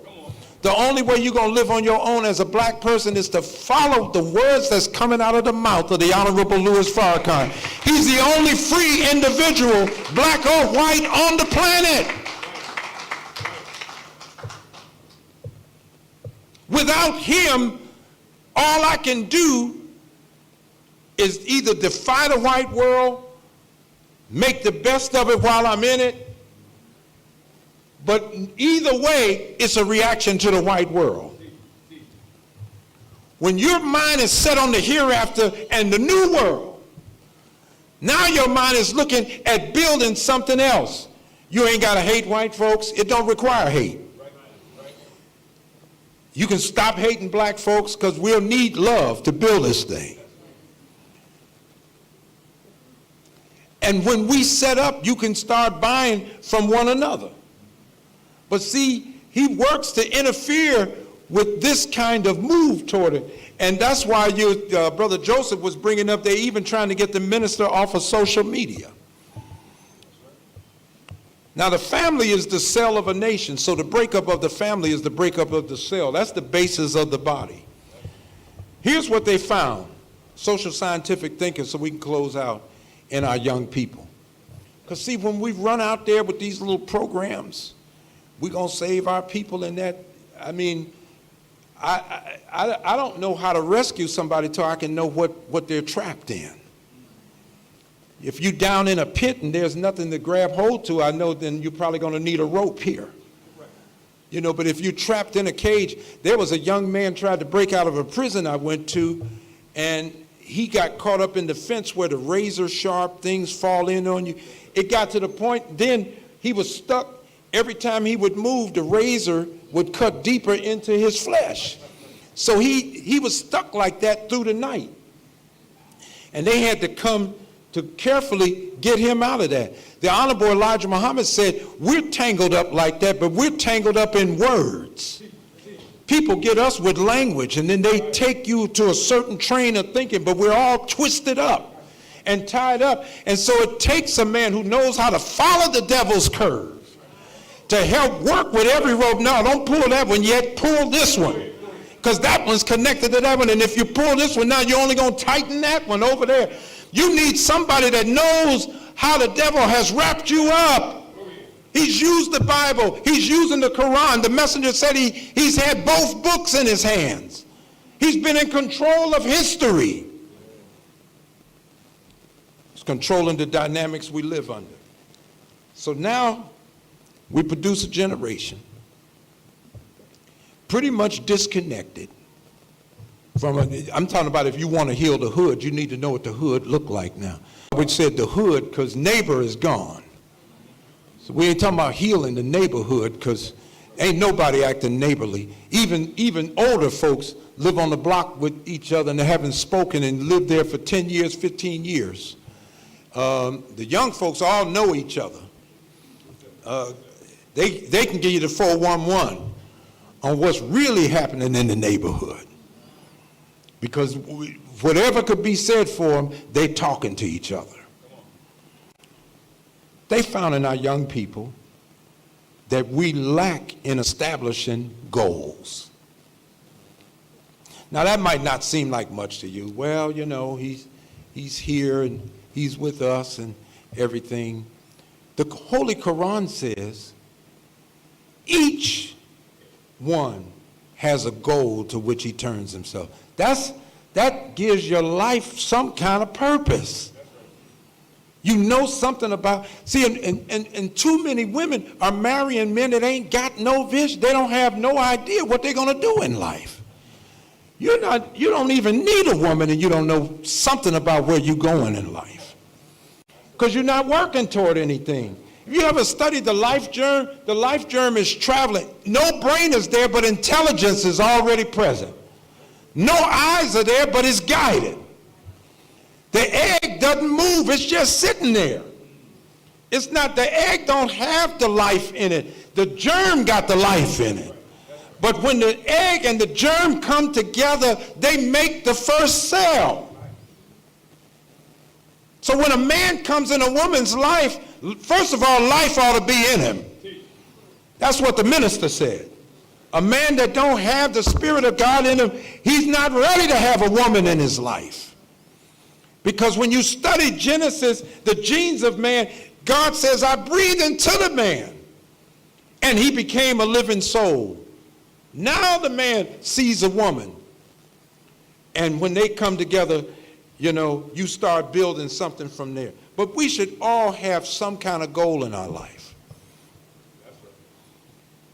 Because when you don't, you're aimless. And that's where a lot of young folks are right now. They're aimless. Do you know suicide rate is up among our young people? As much hell as we used to catch, suicide was never a problem in the black world. And now, their pressures today, they're more scientific in that, so I don't try to trivialize them. But man, do you know the hell your people caught? 310 years of chattel slavery, at least 100 years under Jim Crow-ism. You know what it was like to live under Jim Crow-ism? It was humiliating, and it was threatening. And if you showed yourself to be too smart or too courageous, you were lynched, and nothing was done about it. Your woman was raped. Your daughters were raped daily by sheriffs. And if you went to jail, sometimes the white folks in those towns, they were a little impatient with the due process of law, so they would come and snatch you out of the jail and decide to have a lynching. Sometimes the municipality would sanction it. So they would have cotton candy, popcorn, everything. Folks would come out. The festival like we had at Juneteenth, white folks had that, but they was going to be lynching one of us. So this kind of thing went on in America. But, you know, we're living with no goals. They're making it harder now to go to school because they see there are a lot of it. Do you know there's more young black men in college than there are in prison? But they'll make you think the opposite. Yes, sir. So what they do now, I had a young man with me yesterday, and I said, so you've graduated now, what school are you thinking about in terms of college? He said, Morehouse, sir. He said, but I'm not sure because I don't have enough money. I have about $15,000, $16,000. So I'm thinking, get through the first year. He said, no, I don't have enough. I said, how much is it to go 1 year to Morehouse? He said, $48,000. I said, damn, 1 year. And, you know, when I was going to school, you can combine between Pell Grants and sit with the Urban League and get a grant here that can help you get your books. And you pretty much got through school. You didn't get out with this heavy debt. So these young folks are being saddled with heavy debt to get through school. By the time they get out with a degree, they're somewhere between $42,000 on an average up to $100,000.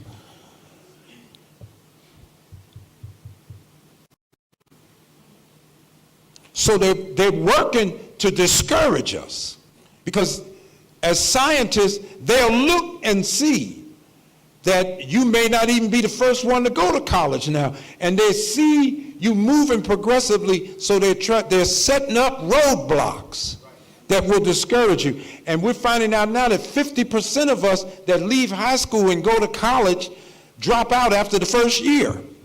It's tough on them.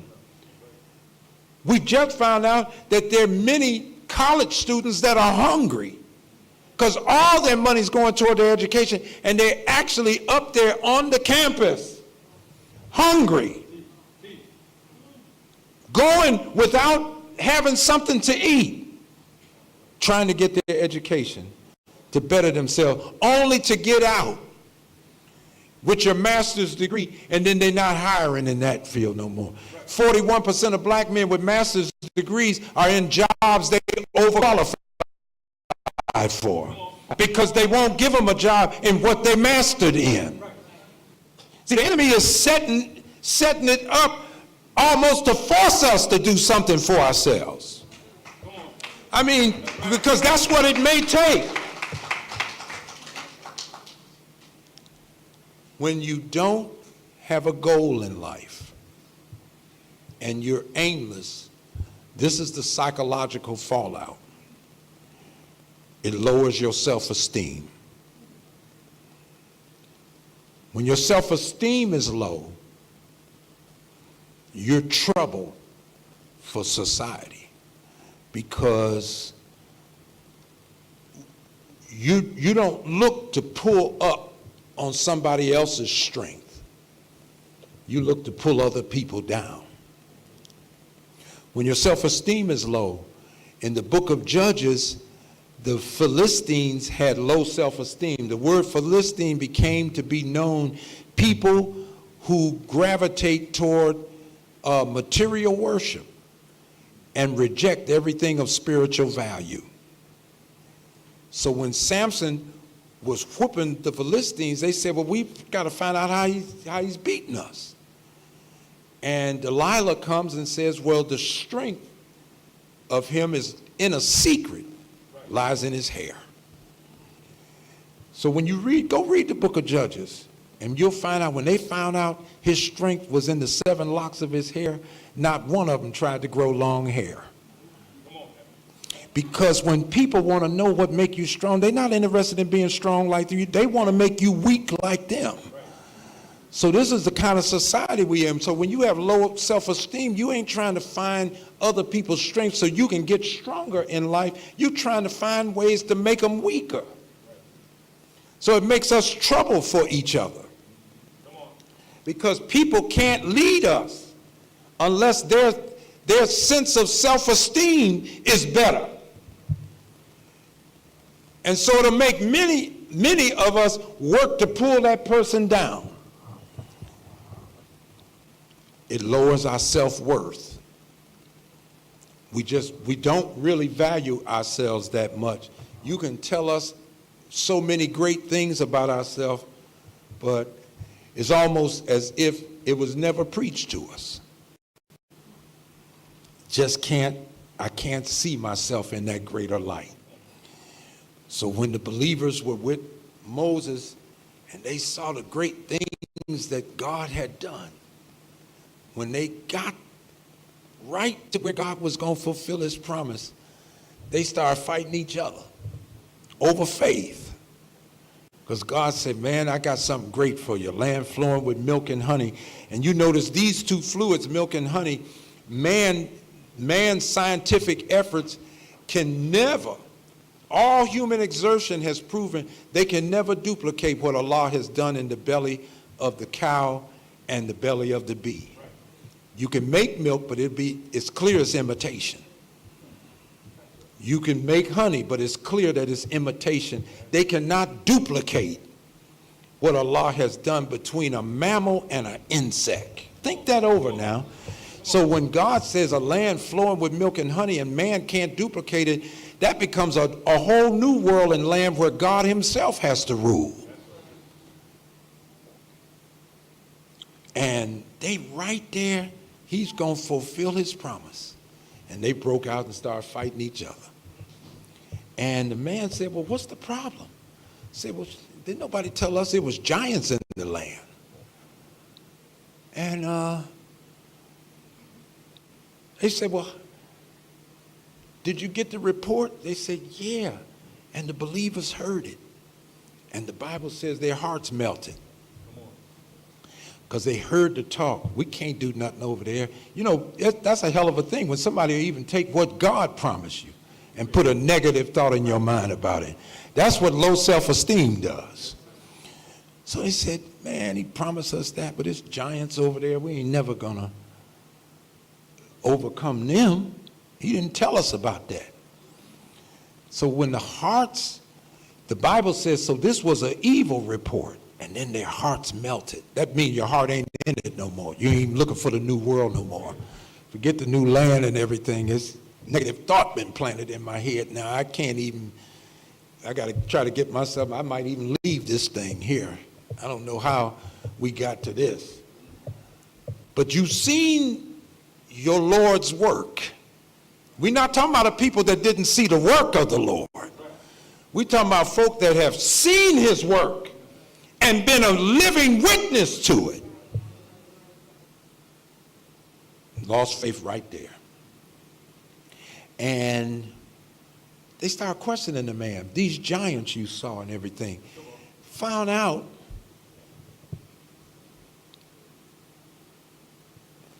through the investigation, they found out, he said, well, we looked like grasshoppers. First he said, in our own eyes. He said, so we became grasshoppers in their eyes. Said, oh, well, now we're seeing a problem. You know, I mentioned the bee because the bee is a productive insect. You just watch a bee all day. That's where the term busy as a bee come from, right? You look at the ant. The ant is an engineer. I mean, I look at the flash floods that's going on in this country and people's houses floating down and cars gone. Folks have got to be pulled out of SUVs as high as this sitting, the water doesn't come up and everything. Do you realize there's ants in the ground up under all that flood? Yet they not flooded out. He's a master engineer. He knows how to trap water, protect the queen, and protect the eggs, and protect the colony. Come on, somebody. But a grasshopper, when you study it, it's also an insect. It's got 3 parts, the head, the thorax, and the abdomen with 6 legs. But he's trifling. Grasshopper, when you go study him, he don't build a home. When you study the grasshopper, there's no provision there. The ant got provision for its young, protects the queen and all that.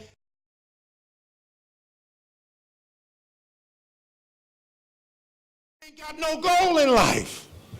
He's living aimlessly, paycheck to paycheck. Doesn't know what to do with it because he's got no goal. He's going nowhere. And when they become diminished as locusts, they tear up everywhere. Do this sound familiar? Come on. This man had been with Moses, and look how he saw himself after all the teaching of Moses and Aaron. Look how he saw himself in the end. His self-worth. And you know what you realize? He said this land of giants, you know, God was sending them there to say, I'm trying to make a giant out of you. And I realized you can't take giant steps thinking like a midget. And to lift up the Honorable Elijah Muhammad, as the ministers say, you got to build something That's a testimony to him, because when you build, it shows healing has taken place. That's a giant step. But you can't take giant steps with a midget mentality. So they realized, after talking to the man, really wasn't no giant and a midget, as a midget. Everybody look like a giant if you don't think much of yourself. What happens when self-esteem and self-worth goes down? Your confidence level goes down. You see more failure than success. That's just the way the enemy wants. If he can keep you blind to what you can really do. A man was asking me, he said, how do you think we're going to really, Muhammad, really do something about racist white America? I said, the Honorable Louis Farrakhan taught us that you can get rid of racism tomorrow just through black accomplishment. That's right. Now that might not seem like you can erase it, but look at the most racist white person and let him vent his hatred over the black-skinned person and keep taking him back through time.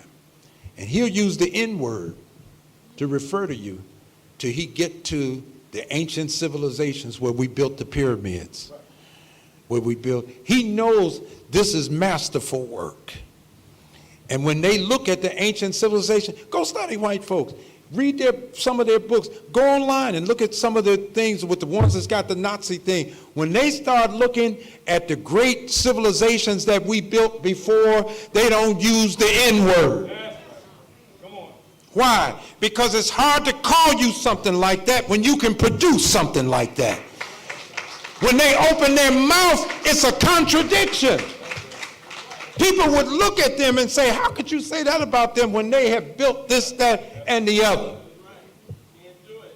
I just saw a posting this morning on Facebook where John Wayne was to have said that he saw us in a dim light until we accomplished something that would challenge the view that he had of us. I said, well, this goes back to what the minister said. Stop reacting to him and start following God. You know, stop looking at him. The man that's being lifted up, that's the one we should be drawn to. We shouldn't be drawn to the negative report of the white world as it relates to black people. You can't let him define you after God has come and told you who you are.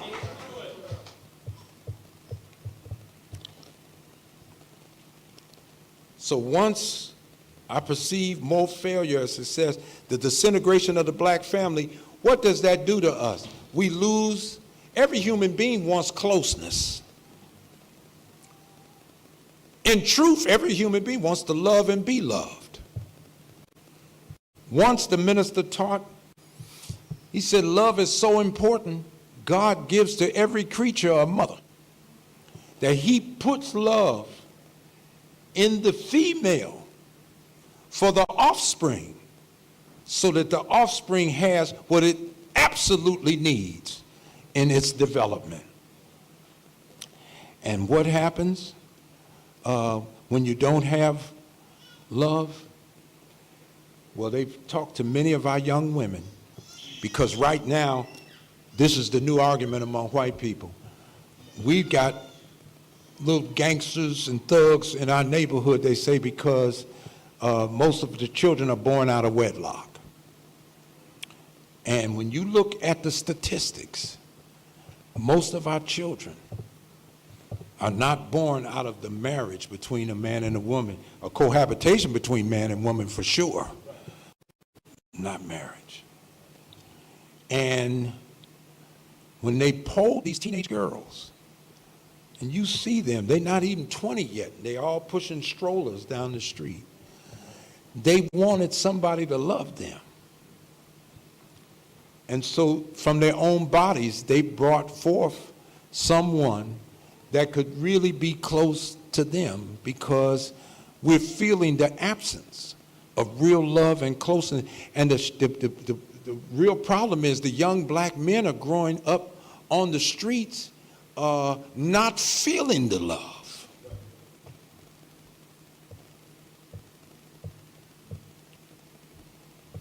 So we get on drugs. Now, drugs generally, you start off trying this and that. It's like kicks. The last 3 presidents, I think before Trump, and he might be on something now. But the last 3 presidents all smoke weed, right? Clinton, George W. Bush, and Barack Obama all admitted to having a reefer in their mouth. So why wasn't they smoking it after becoming president? Because, you know, it was something they passed through in life. They experimented, they tried it in that. Well, in our community, drugs ain't for educating ourselves. We're in psychological pain because I'm not living up to whatever the idea of what a man should be. I'm in psychological pain, somebody, because every man I had just mistreated me and that, and they're confirming my devaluation and destroying every attempt I have of putting value in myself. How are we going to heal like that as a community?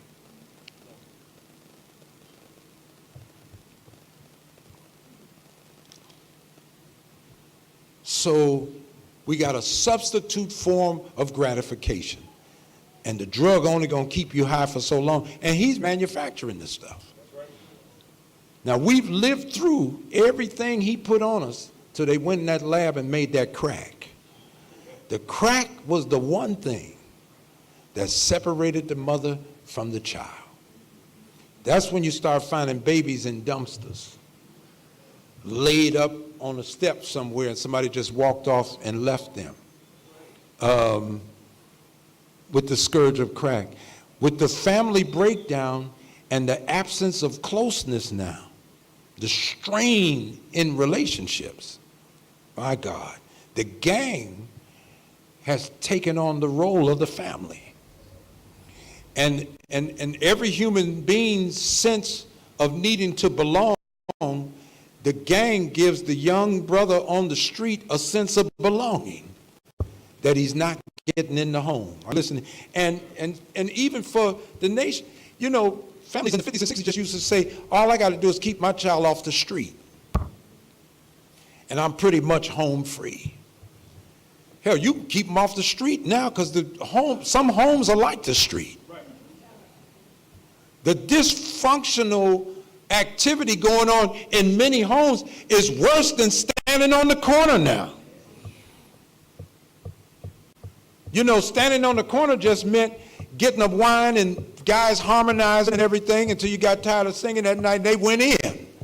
But this thing here now, you know what's going on. Every night is a drive-by. Everybody got a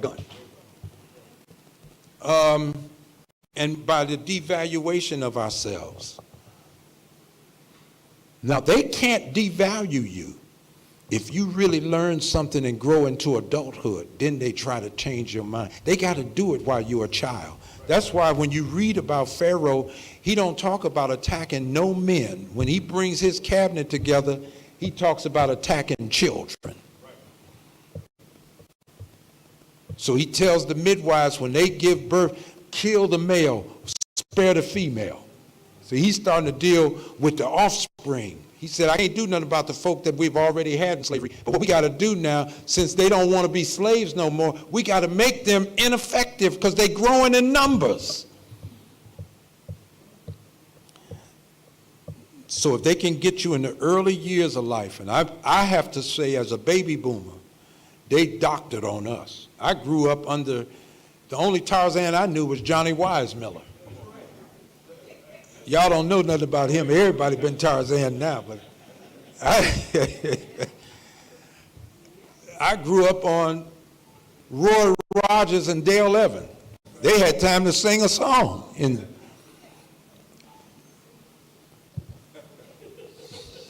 Anybody remember Cisco Kid? It was a lot of Westerns out. But, you know, I had to come into my later teens and really look back on how they had doctored on us. I mean, they bathed us and baptized us in the white world through the programming. And every black person every black person that was on television was in a domestic role until Diane Carroll and Bill Cosby came on in the 60s. And she was, I think, a widowed mother with a son. Julia, she was a nurse, right? And Bill Cosby was a secret agent with Robert Culp in I Spy. And man, the streets used to be clear. It'd be people out on the street and everything, but when I Spy came and then came back out and talked about it, that was a big thing in black America. Because we didn't realize, but it was the first time we really saw a demonstration where they start on a program and weren't in a domestic role. They doctored on us. We came up under, what was his name? Birmingham, who would buck his eyes out all the time, be with Charlie Chan. Man-Tan. Come on, some of these people. Man, I'm just trying to tell you. And let me tell you something, Stephen Fetching was a hell of a businessman. But the role he played, he was convinced. I thought he was really light and life. So, I mean, when that Pharaoh came to power, the folks had already been through 400 years of slavery. He realized this next generation ain't going to accept what the other generation accepts, so let's kill them off. Let's annihilate them. That Pharaoh in Exodus, he's talking about, he's putting forth an annihilation plan. If he was putting forth a plan to really enslave people, he wouldn't be killing the males. You need them strong black bodies. But you realize something has happened now. A new time has come on it. Now you're talking about them possibly joining on to an enemy of yours. So there's a whole new plot afoot. And that's where the Honorable Louis Farrakhan steps in. They want to get us. So if they can't destroy you in the early years of formation, people didn't realize that when Thurgood Marshall started working with Charles Houston of the NAACP, their headquarters was in New York then, Walter White, that the Honorable Elijah Muhammad writes about in Message to the Black Man, he was the NAACP executive secretary for about 25 years. He was so white looking as a black man, he literally passed for white. And he infiltrated white supremacist organizations and got evidence on 45 lynchings. 45 of the lynchings and about 8 of the race riots with what the Klan was doing. They didn't know he was a black man. And he really did pass for white so he could get in and get the evidence and come back. And so it led the NAACP to begin to fight in the courts rather than on the streets. And they've been doing it ever since. But I was going to say, when Charles Houston wanted to build a team of lawyers together, one of them was Thurgood Marshall. Thurgood Marshall was so good that he would deliberately lose cases at the local level so he could get to the appellate court. And he would set it up so he would lose there so he could get to the Supreme Court, because if he could win it at the Supreme Court level, he could make national change. So when it came to segregation, that was the big pill. That was the nightmare pill for black folks after slavery. Jim Crow, segregation. Thurgood Marshall made sure that he kept losing at the lower level of the court until he ultimately got to the Supreme Court to argue about segregation. They first started out saying, if Plessy versus Ferguson, 1896 ruling, separate but equal, the white folks said. We shouldn't have black folks in white folks' schools.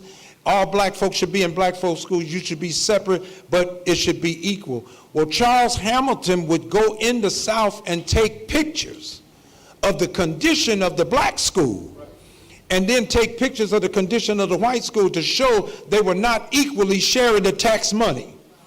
And that black schools were being left with dilapidated buildings. And if you look today, Asbestos, lead, everything is in the schools populated by black students, but you ride right out to Bucks County and Montgomery County, and you'll find they got everything from tennis courts, swimming pools, music programs, and everything. They're actually overfunded while they're underfunding the schools right here where our children are. So the NAACP said, try to do it your way, separate but equal, where we just had black schools. But because you won't fund us right, then we got to fight to integrate, and we can't integrate unless we desegregate. Thurgood Marshall kept up to the higher court, and by 1954, he got to the high court with the argument. And what people don't realize is that those 9 justices were not convinced that Thurgood Marshall had the case for them to end segregation in America, but he referred to a 1942 experiment by 2 black psychologists, that's Mamie and Kenneth Clark.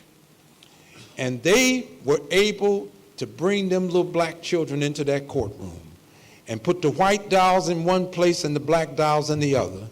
And every black child rejected the black dolls and only accepted, and when they were questioned by the court of why the black dolls were rejected, they said the black dolls were evil.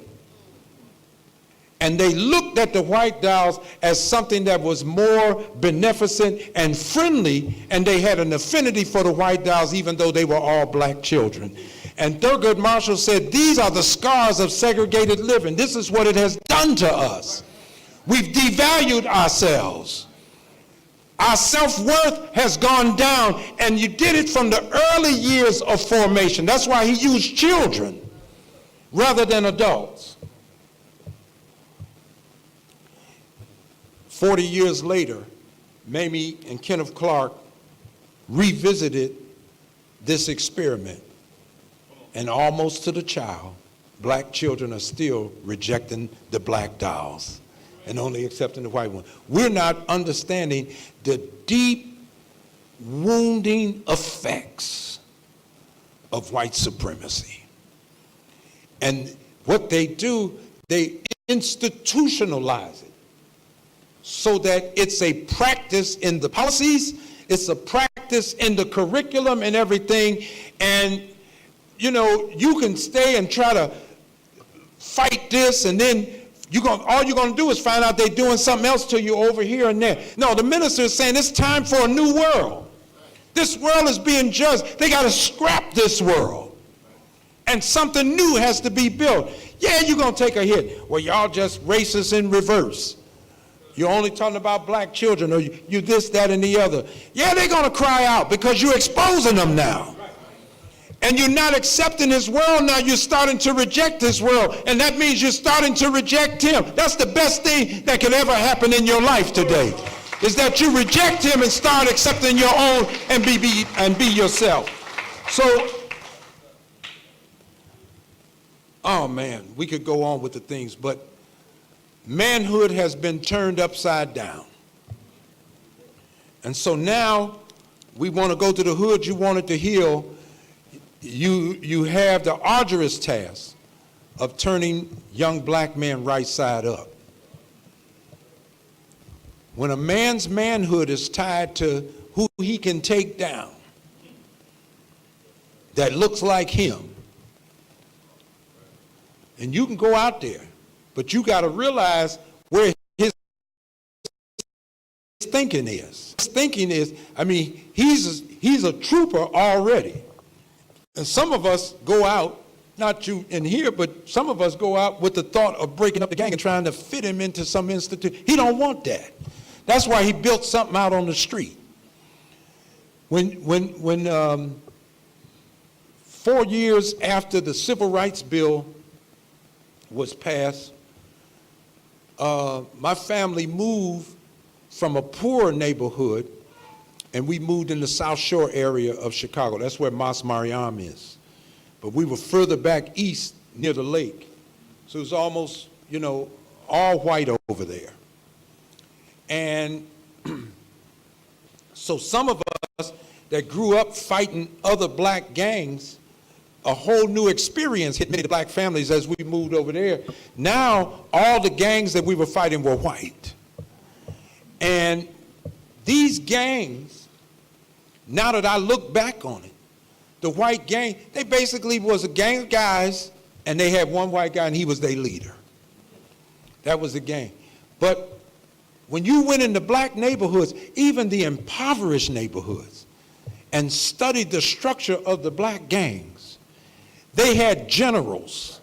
They actually had bishops and held tribunals, and they handled some people within these meetings and stuff.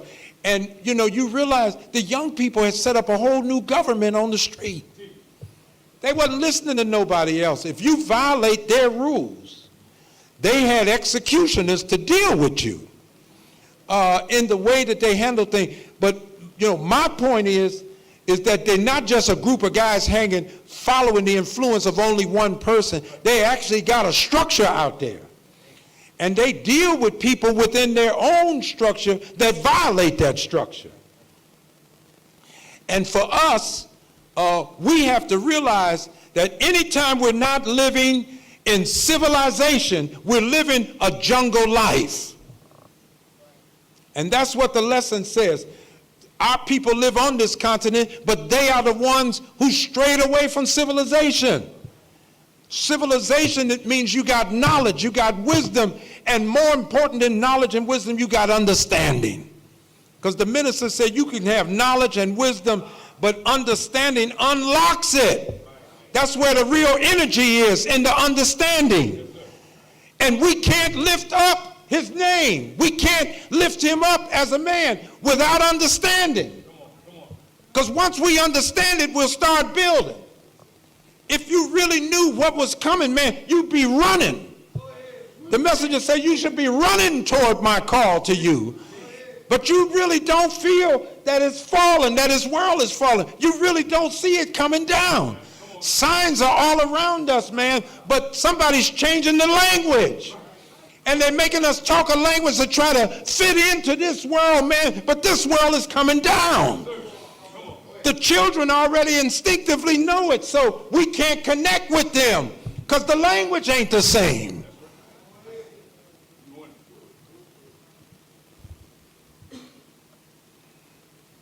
We need a new army. Just because some folks are riding around in blue with badges on, we're not supposed to take that as we got protection already.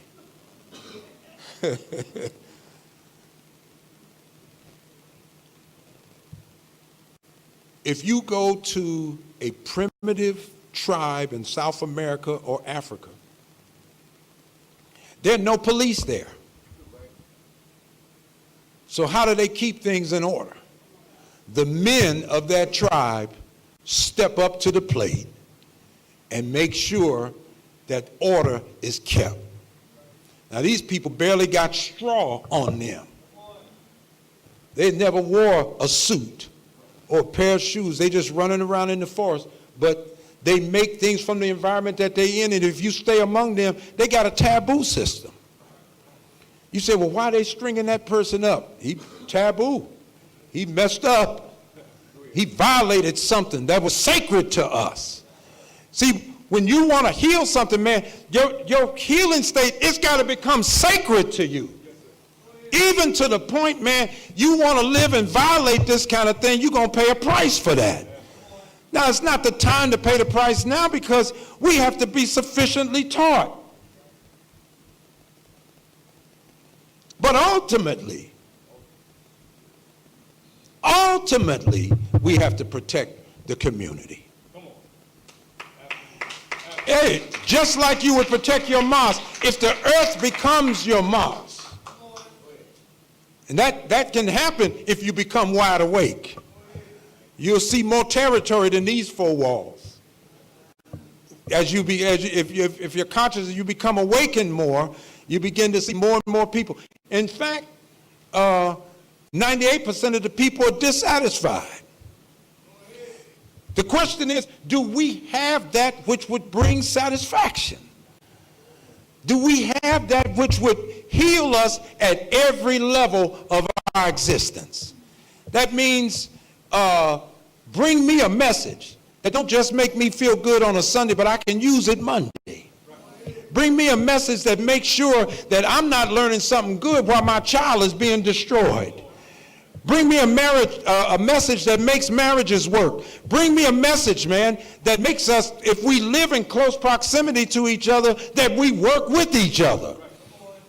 Bring me a message that keeps me from having to go to my enemy to meet the needs for myself, my woman, and my children. Give me a message that will stand me up to meet my own needs.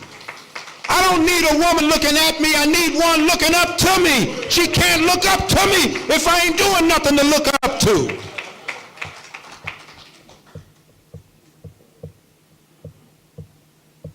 Well, that has come. The life-giving teachings of the Honorable Elijah Muhammad. He said, the press asked him, Mr. Muhammad, what is your mission? He said, it's to give life to the dead. I preach a word to them who are dead, and that word I preach to them brings them out of a state of death into life.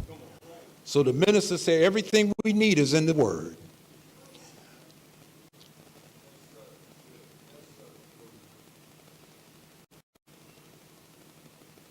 People have tired, he said, of hearing this word. And so now we're running to other kinds of offshoot teachings and things. But he said it's our failure to go deeper into the word that is preventing us from drawing out the full benefit of it. This word was made to heal us at every level. Well, you know, I still got my demons. This word will kill those demons. If you're studying it and that, you can't just gloss over it and learn a few phases and phrases and stuff here. You got to deal with this word. You know, and God will help us. This word will penetrate every area of our life and heal us at every level. It will stop us from being, you know, you have to be angled properly. I always talk about that. The earth is angled properly. The Honorable Elijah Muhammad said, if you angled the earth a certain way on its axis, there would be parts of the earth that would get light continuously. It would never change. But equally so, there'd be parts of the earth that stayed dark, and it would never change. He says, so it's inclined 23.5 degrees, 30 minutes to the plane of its orbit. And because it's angled such a way as it rotates on its axis and makes revolutions around the sun, light services every area of the earth. So when a man is teaching us, giving us a light that's designed to service every area of our life, you can't blame Farrakhan. And the minister just said to us, there are those of us whose life is not a reflection of the knowledge that's been coming out of his mouth.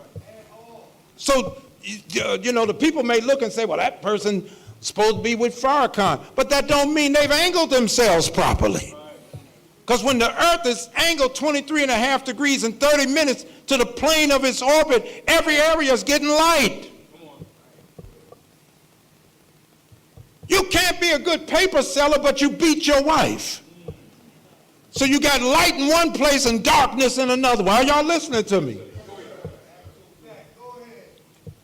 You got to have the right angle. You can't just be angled, well, I'm coming to Farrakhan to try to get me a man. Then when you pull the man out of the light into the darkness, you got something totally different than what you found when they was with Farrakhan. You got to have the right angle to this. I want to become a better person.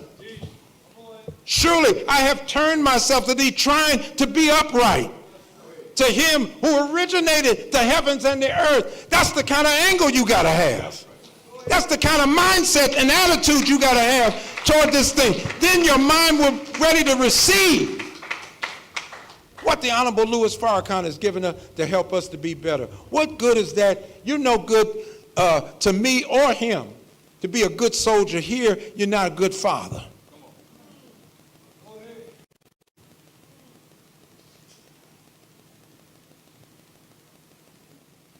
Everybody got error. That's why the word got light mixed with darkness in it in the lessons. And that's the base of our work from what I read. Lost Found lesson number 1 is the base for our work. So 14 questions and answers. 10 of them got the devil in them. That ain't light, that's darkness. But when you bring the people out of total darkness, man, you're going to have light mingle with darkness to start bringing them out.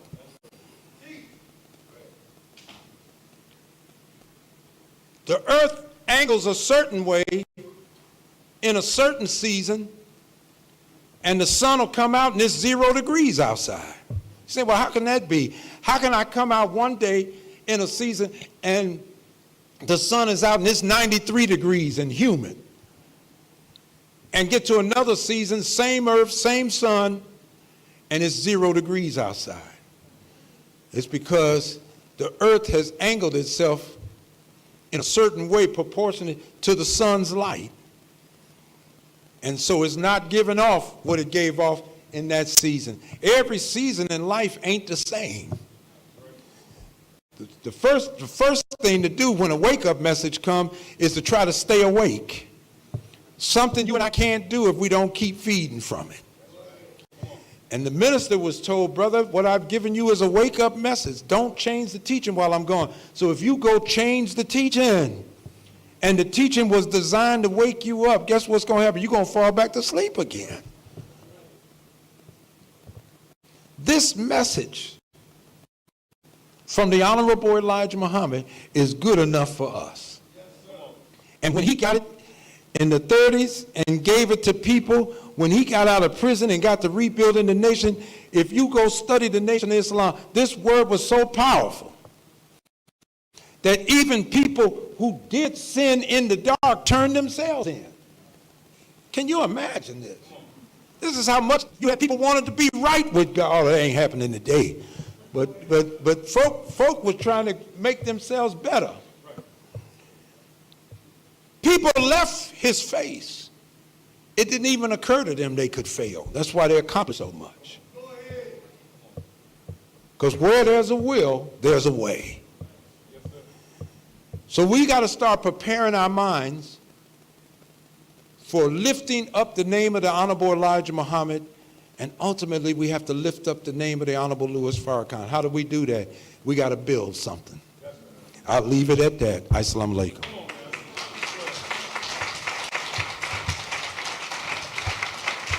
All right.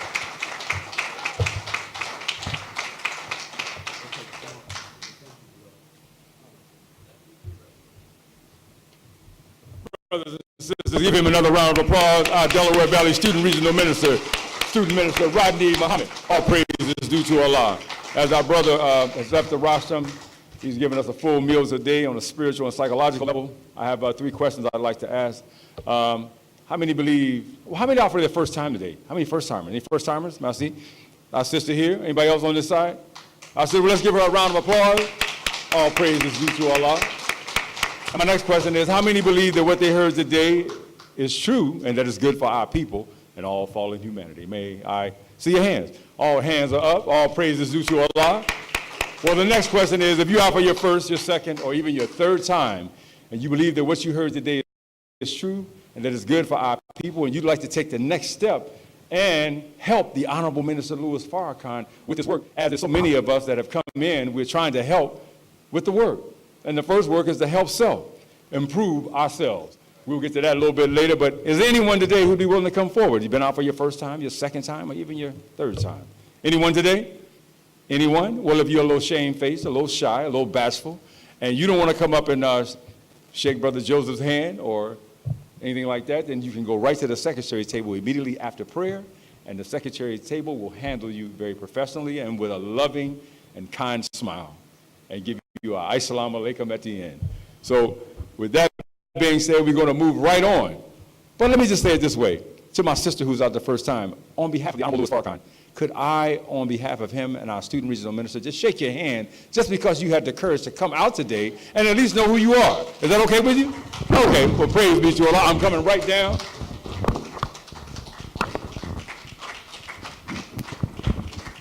What is your name?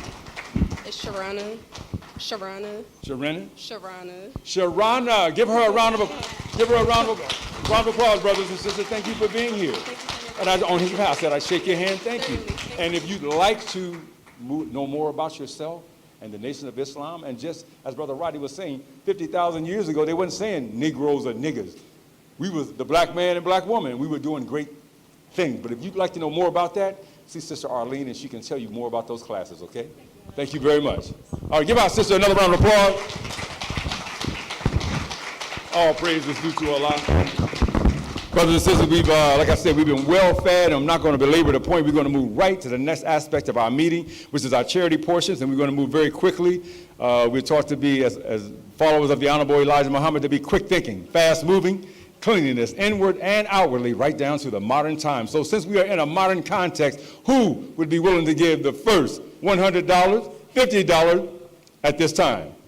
While you're weighing that, I'm going to move fast. Let's move to the 20s real quick, but if that 50 and 100 is on your mind and you want to give it, just raise your hand. We got Brother Jack and Brother Art. They are very quick in the Secretarial's department to prove what I just said, quick thinking and fast moving. They'll be right there to you. But how many $20 donators do we have today? Anyone who would be willing to give $20, got a hand going up?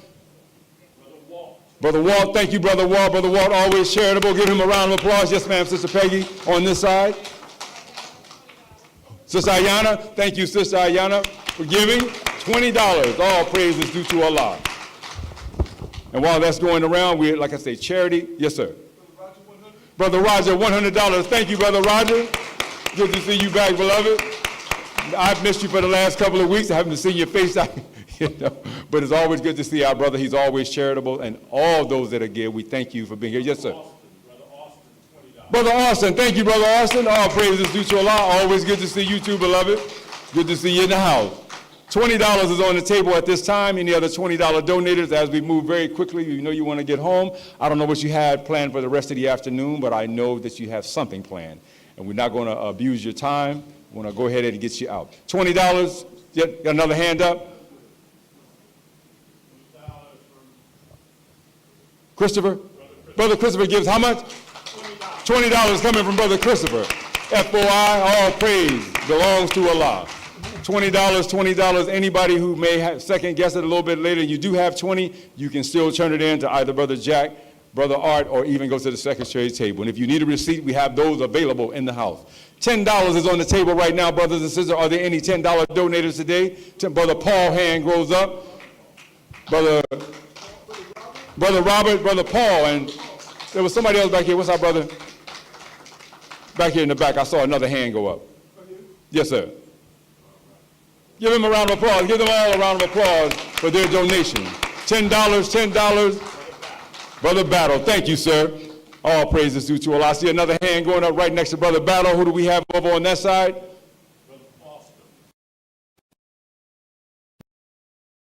Brother Foster, thank you, Brother Foster, for your donation. All praise belongs to Allah.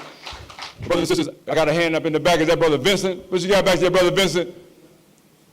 Brother Vincent, $10. Give him a round of applause. Don't be mad at them. They're helping out. They're helping out. They're helping the Honorable Minister Louis Farrakhan stay the freest black man on all 196,940,000 square miles of this land and water that we call Earth. So, and like I said, we can prove that at no limit of time, and that's another subject for another time. So anybody else, $10, $5, $1. We're going to pass the receptacles, and as they go through, we want to thank everyone who gave from the greatest number down to the smallest number. We thank Allah for you all. If you only had a good thought and the intention to give, we thank you for that. And if you continue to come out, Allah, and hear the life-giving teachings of the Honorable Elijah Muhammad, Almighty God, Allah will bless you very soon to be able to give whatever it is that your heart chooses to give. Just continue to hear the teaching. I'll say it the way the Honorable Louis Farrakhan says, that don't pay no attention to how it's said, you pay attention to what's being said, and then you take it, if you can, and put in that fine language that you got. Only listen to what's being said. All right, family? So if there's nothing else, one announcement, the 10,000 Fearless are meeting on Wednesday. We're still having the free soup giveaways on Wednesdays, and there's even a clothes giveaway attached to that. So if you know anyone who is in need of something to eat on Wednesdays from 5 until 7, have them come by Muhammad's Mosque, number 12, 2508 North Broad Street, and the 10,000 Fearless will accommodate them, the brothers and the sisters. They're working very, very diligently, and we thank Allah for them all for their sacrifice. Also, on Tuesday, Brother Geraldo, Tuesday, 7 o'clock, right, brother? 7 o'clock? Yes, sir. Thank you, brother. 7 o'clock for any brothers interested in training in the martial sciences. Come out Tuesday, 7 o'clock. Classes will be reconvening, and we're going to make that happen this coming Tuesday, inshallah. Sisters, you are also invited. You are not left out of this. I want you to know that it is a sister-friendly class. So if you want to come out and learn how to defend yourself and you don't want to take a long time to do it, you can do it in about, 3 seconds, get it over with, bam, and the fight's over. So if you want to learn that, come out on Tuesday. We got people here who are technicians in the arts and sciences, and they'll be more than happy to share what they have. All right, family? So if there are no other announcements, at this time, thank you all for being here. Let's close with prayer.